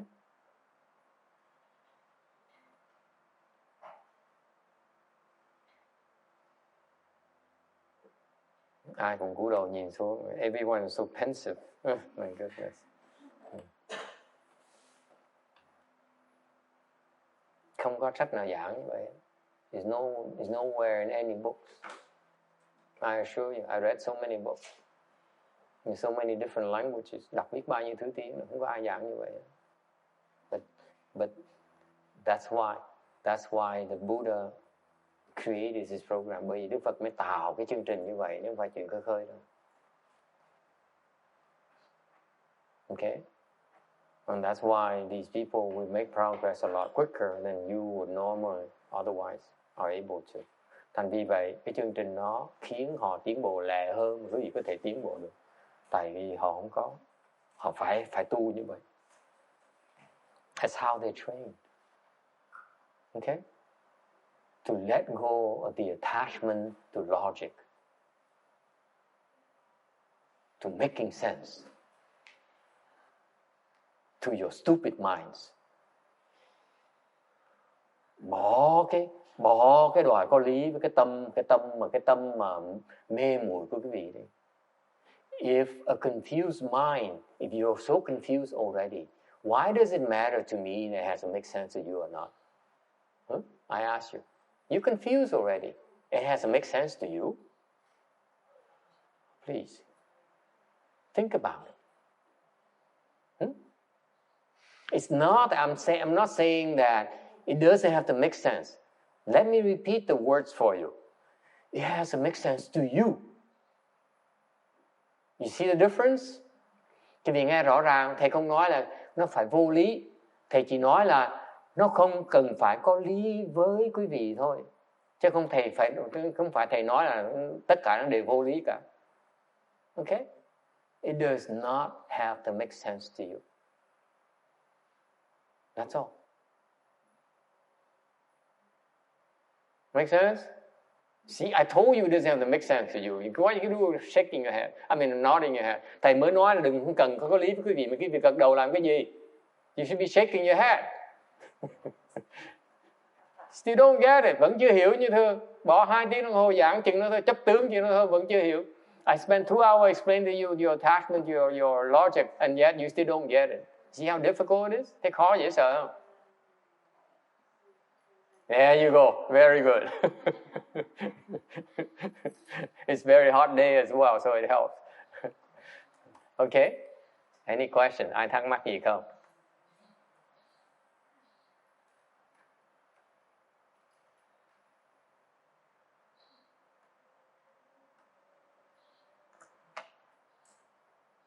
Questions?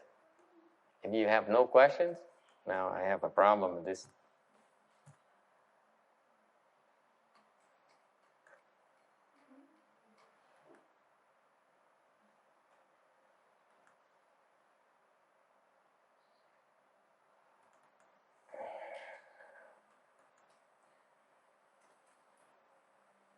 All right. So the people who want to sign up for the refuge ceremony, please send the application. I mean the person. Okay, and we assign a name for you.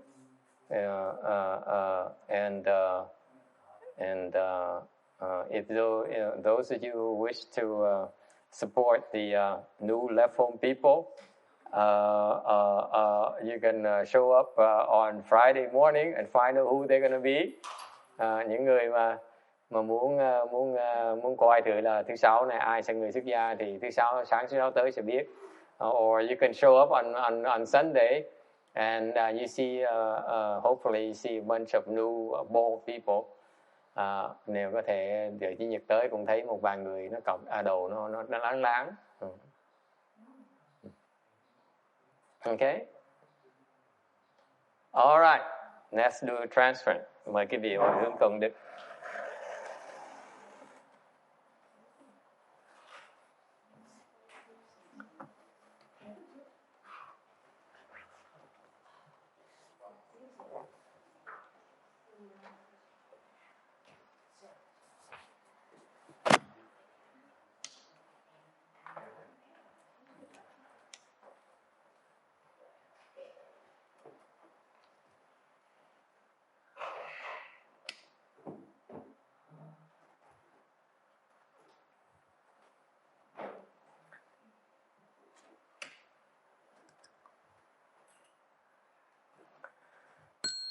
May these merits and virtues adorn the Buddha's Pure Land, repaying the four kinds of kindness above, aiding threefold paths below.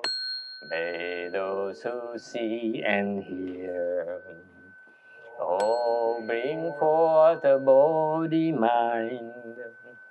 And when this retribution body is done, be all born a land of utmost bliss.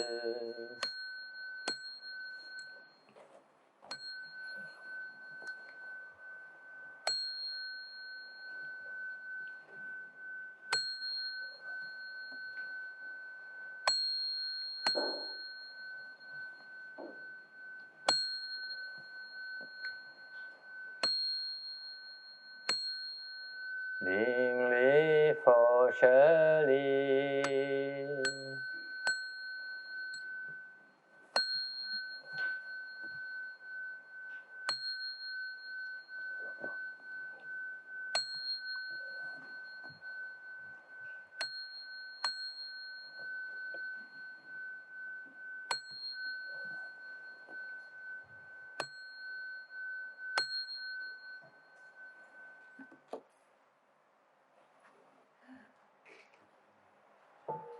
Nam mô Ta Chư Văn Sư Sư